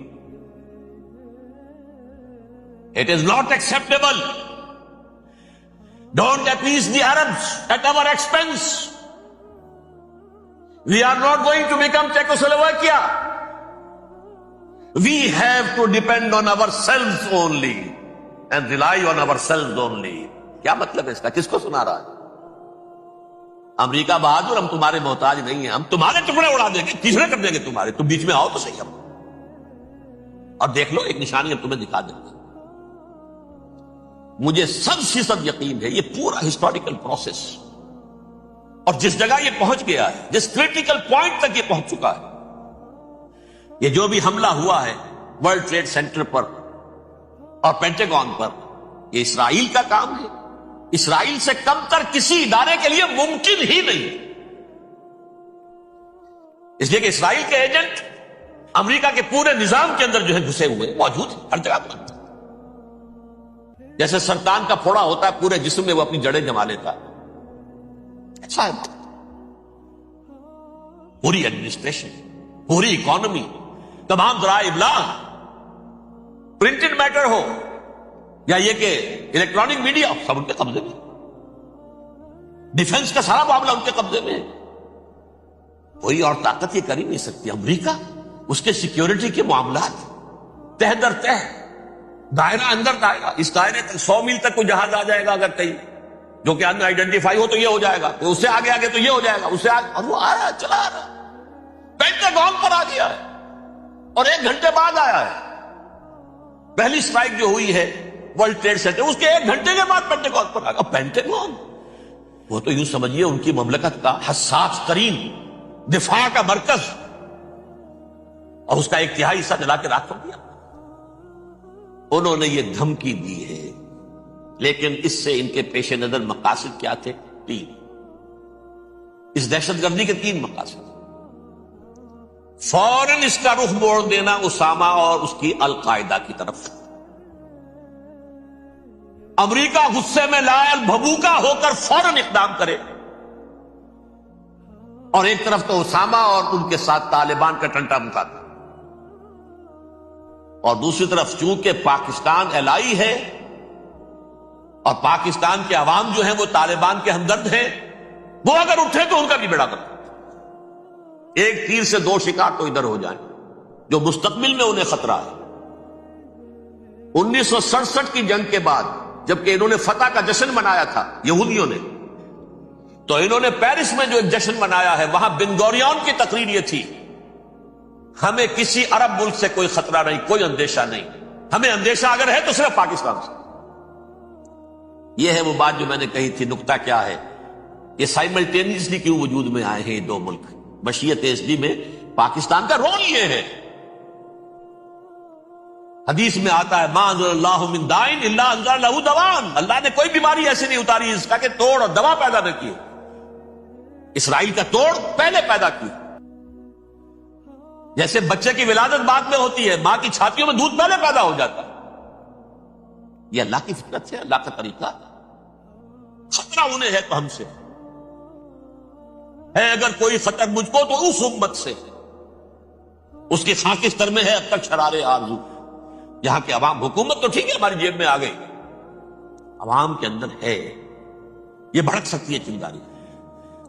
یہی وجہ ہے بار بار ان کا کہ ہم زیادہ دباؤ نہیں ڈالنا چاہتے پاکستان پر. ہمارا بہت بڑا الہی ہے، ہم بہت پیسے بھی دے دیں گے، یہ بھی کر دیں گے، وہ بھی کر دیں گے، لیکن ہم زیادہ دباؤ نہیں ڈالنا چاہتے. ڈی اسٹیبلائز نہ ہو جائے، یہاں کے عوام کہیں کھڑے نہ ہو جائے. لہذا حملہ یہاں سے نہیں، وہ ازبکستان سے کرانے کی باتیں ہو رہی. اندر خانے پوری سپورٹ ہے، لیکن یہ کم سے کم ظاہر نہیں ہونے دیں گے کہ کیا کچھ ہو رہا ہے، تاکہ یہاں کے عوام کے اندر وہ چنگاری جو ہے اس بارود کے اندر پڑ گئی تو یہ شاید ڈی اسٹیبلائز ہو جائے. لیکن ڈی اسٹیبلائز ہونے میں جہاں اس کا خطرہ ہے کہ پرویز مشرف کی حکومت ختم ہو جائے، وہاں اس کا بھی خطرہ ہے کہ پاکستان ختم ہو جائے. ڈی اسٹیبلائز ہونے کا مطلب کیا ہے؟ بھارت کو واک اوور دے سکتے، جاؤ اب گھس جاؤ، پولیس ایکشن کرو، جہاں اب امن نہیں رہا ہے ہم امن قائم کرنے آ جائیں. یا یونائٹڈ نیشنز کی فوج K4 آ جائے یہاں پر امن قائم کرنے کے لیے، اور ہماری جو ایٹمی صلاحیت ہے وہ تو ویسے ہی برباد. ایک چیز تو ان کے پیش نظر یہ تھی، اس میں تو اللہ تعالیٰ نے کچھ تھوڑی سی عافیت پیدا کر دی. ان کا خیال تھا کہ غصے میں آگ ببوکا ہو کر امریکہ جو ہے بھوکے شیر کی طرح ٹوٹ پڑے گا بس. لیکن وہاں وہ اپنے باپ کی طرح کولیشن بنانے کی فکر ہو گئی اسے. کولیشن بنتے بنتے تو وقت لگتا ہے، بستی بسنا کھیل نہیں، بستے بستے بستی ہے. دل کا اجڑنا سہل صحیح، بسنا سہل نہیں ظالم، بستی بسنا کھیل نہیں، بستے بستے بستی. کولیشن بناتے بناتے نیٹو بھی پھدکنے لگا تھا کہ ہمارے پاس انہوں نے کچھ ثبوت دیے ہی نہیں ابھی تک. کوئی کسی نے کچھ اور کہا، سعودی عرب نے بھی کہہ دیا ہمارے اڈوں سے آپ جہاز اڑا کر حملہ نہیں کریں گے وغیرہ وغیرہ. اس چکر میں ایک تو وقت نکل گیا، اور دوسرے فوراً ہی ان پر آیا ہو گیا یہ تو ہمارے ساتھ کیا ہی اسرائیل نے ہے.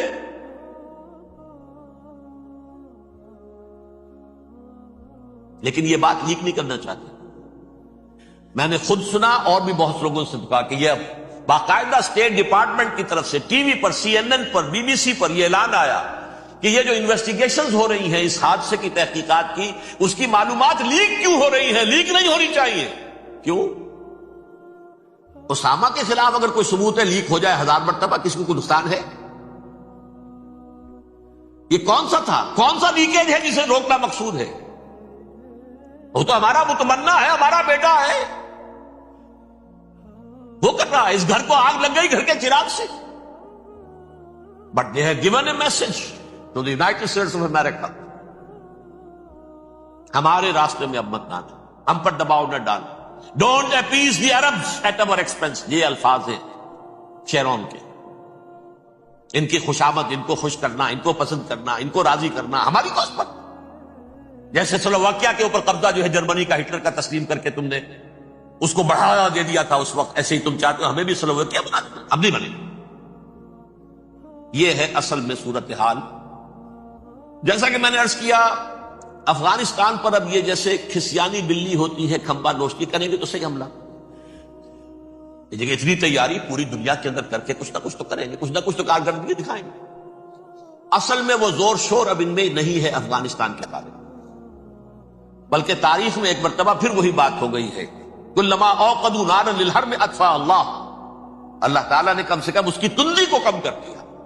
اس آگ کی بھڑک اور تندی جو ہے انشاءاللہ کم ہو جائے. البتہ افغانستان میں کیا ہوگا یہ میں نہیں کہہ سکتا. ان ادری قریب ام بعید ما توعدون، جیسے کہ قرآن مجید میں حضور سے کہلوایا گیا، میں یہ نہیں جانتا جس چیز کا وعدہ تم سے کیا جا رہا ہے وہ قریب ہے یا دور ہے، میں نہیں جانتا. وَإِنْ أَدْرِي لَعَلَّهُ فِتْنَةٌ لَكُمْ وَمَتَاعٌ إِلَىٰ حِينٍ. میں نہیں جانتا، ہو سکتا ہے ابھی اللہ تعالیٰ تمہیں کوئی مہلت دے اور کچھ وقت کے لیے تمہاری رسی دراز کر دے اور ابھی عذاب کو ٹال دے. جب حضور سے یہ کہلوایا جا رہا ہے ان ادری، یہاں تک بھی کہلوا دیا گیا وما ادری ما یفعل بی وما بکم، مجھے نہیں معلوم میرے ساتھ کیا کیا جائے گا، تمہارے ساتھ کیا کیا جائے گا۔ تمہارا کون دعوے سے کہہ سکتا ہے کہ یہ ہوگا؟ تباہی بھی آ سکتی ہے، کوئی بڑا سیٹ بیک بھی آ سکتا ہے، اپس اینڈ ڈاؤنز ہوتے ہیں۔ احیاء اسلام کا پروسیس چل رہا ہے، لیکن احیاء پروسیس میں حضور کے زمانے میں بھی غزوہ بدر میں ایک دفعہ گراف جو ہے چلا گیا تھا آسمان پر، تو غزوہ احد میں وہ بہت نیچے بھی تو آ گیا تھا، مسلمانوں کے حوصلے پست بھی ہو گئے تھے نا۔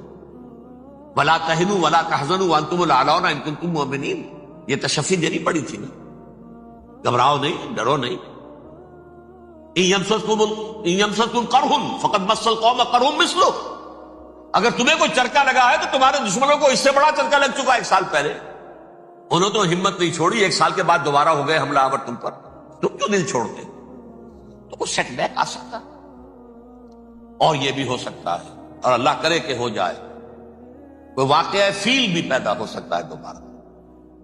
اللہ تعالیٰ چڑیوں کے ذریعے سے اور ان کی چونچوں اور ان کے پنجوں کی کنکریوں کے ذریعے سے ہاتھی والوں کو برباد کر سکتا ہے۔ الم تر کیف فعل ربک باصحاب الفیل الم یجعل کیدہم فی تضلیل وارسل علیہم طیرا ابابیل ترمیہم بحجارۃ من سجیل فجعلہم کعصف مأکول۔ کھایا ہوا بھوسا جگالی کر کے جب نکلتا ہے جیسے ہوتے ہیں، ایسا پورا لشکر کر دیا۔ اللہ تعالیٰ کر سکتا ہے، کوئی مشکل نہیں۔ وہ اعلیٰ کل شیء قدیر، اسے ہر شے کی قدرت حاصل ہے۔ لیکن اصل بات جو ہے میں آپ کو بتانا چاہتا ہوں، یہ ہے سائیڈ ایشو۔ اصل ایشو ہے فلسطین کا جو شروع ہونے والا ہے، بھٹی دہکے گی وہاں۔ ظاہر بات ہے کہ اگر کوئی بہت بڑا اقدام ہو جاتا ہے فلسطینیوں کے خلاف، اور اگر واقعتاً مسجد اقصی اور مسجد قبۃ الصخرہ گرا دیے جاتے تو طوفان اٹھے گا عالم عرب میں۔ یہ حسنی مبارک ہو یا شاہ خالد ہو یا کوئی اور ہو، یہ نہیں روک سکتے اس طوفان کو۔ نوجوان خون اٹھے گا، غیرت اور جو بھی حمیت ہے۔ مسلمان ان پڑھ سے ان پڑھ اور بالکل بے دین، وہ بھی مسجد کی حرمت پر کٹ مرنے کو تیار ہو جاتا۔ مسجد تو بنا دی شب بھر میں، ایمان کی حرارت والوں نے، من اپنا پرانا پاپی ہے، برسوں میں نمازی بننا سکتا۔ وہ چاہے کانپور کی مسجد سے مسلمانوں نے جانے دی، چاہے وہ شہید گنج کی مسجد کی مسلمانوں نے جانے دی، چاہے نماز نہ پڑھتے ہو، لیکن یہ جو حرمت اور یہ جو حمیت، یہ غیرت ہے، اس سے جو طوفان اٹھے گا یہ ہوگا اس ملحمۃ العظمی، اس کی طرف پیش رفت ہو رہی۔ کتاب الملاحم سے احادیث کے حوالے سے یہ جن جنگوں کا حوالہ دیا حضور نے، پیشن گوئی کی ہے، اس کا نقطہ آغاز تھا خلیج کی جنگ۔ صدام حسین نے اسے کہا تھا یہ مدر آف وارز ہے، ام المحارب، یہ ایک جنگ نہیں ہے۔ اس کا نقشہ بھی حدیث میں موجود ہے، پیشن گوئی موجود تھی، اس وقت بھی ہم نے شائع کی تھی۔ لیکن اس میں جو جنگ اب ہونے والی وہ الملحمۃ العظمی۔ ملحمہ کسے کہتے ہیں؟ لحم، گوشت کو کہتے ہیں، اور قصائی کی دکان کو عربی میں ملحم کہتے ہیں، جہاں گوشت کے ٹکڑے کیے جاتے ہیں۔ آج کل مشینوں سے ہوتے، اب جو ہے وہ ہاتھ سے چھریوں سے نہیں ہوتے، لیکن ٹکڑے ہو رہے ہوتے، جسموں کے چیتھڑے اڑ رہے ہوتے۔ ملحمہ، یہی لفظ استعمال کیا تھا حضرت سعد ابن عبادہ نے رضی اللہ تعالی عنہ یوم فتح مکہ۔ ان کے دل میں تھا کہ اب ہم انتقام لیں گے ان عربوں سے، ان قریش سے۔ الیوم یوم الملحمہ، الیوم یوم الملحمہ، یہ کہتے ہوئے جا رہے تھے۔ ایک خاص کیفیت، آج ہے گوشت کے ٹکڑے اڑانے کا دن۔ حضور سے کہا کسی نے جا کر کے ساتھ تو یہ کہہ رہے ہیں الیوم یوم الملحمہ، الیوم یوم الملحمہ۔ حضور نے فرمایا نہیں، ان سے کہو جا کر الیوم یوم المرحمہ، الیوم یوم المرحمہ، آج رحمت کا دن ہے، آج تو میں ان سب کو معاف کروں گا۔ لا تثریب علیکم اليوم، میں تم سے وہی بات کہہ رہا ہوں جو میرے بھائی یوسف نے کہی تھی اپنے بھائیوں سے، اذهبوا فانتم الطلقاء، جاؤ تم سب کے سب آزاد۔ وہ ملحمہ ہے جس کو کہ حضور نے حضرت معاذ بن جبل رضی اللہ تعالیٰ عنہ، اس کی روایت ہے، اس میں سے جو ابو داؤد میں روایت آئی ہے اس میں الملحمۃ العظمی، عظمی مؤنث ہے اعظم کا۔ آپ کہتے ہیں جنگ عظیم اول، جنگ عظیم دوم، عظیم کا باپ ہو گیا اعظم، سب سے بڑا، اور اس کا مؤنث ہے سب سے بڑی، عظما، الملحمۃ العظما، سب سے بڑی لڑائی۔ میرے نزدیک یہ وار کے معنی میں نہیں ہے، بیٹل کے معنی میں ہے۔ انگریزی میں یہ دو لفظ علیحدہ ہے، وار، بیٹل۔ وار سالوں کو محیط ہوتی ہے، بیٹل کسی ایک خاص جگہ پر جو لڑائی ہوتی ہے اس کو کہتے ہیں۔ حضور کے اور قریش کے درمیان 6 سالہ وار تھی، جنگ تھی، لیکن battles, battle of Uhud, battle of Badr, یہ بیٹلز تھی، لڑائیاں تھی۔ تو عظیم ترین جنگ شاید اس اعتبار سے نہ ہو جیسے کہ ورلڈ وار 1 اور ورلڈ وار 2، یعنی اس کی وسعت کا اتنا معاملہ نہیں اور طوالت کا نہیں، لیکن جو لڑائی جو ہے بیٹل ہونی ہے، جس کو کہ یہ لوگ، یا چونکہ میں نے کہا تھا شروع میں کہ سرما ہے میری آنکھ کا خاک حجاز و ہول قدس، نیو ٹیسٹمنٹ کی آخری کتاب ہے the book of revelation, revelation of saint John, اس میں آرمگڈون کہا گیا ہے اسے۔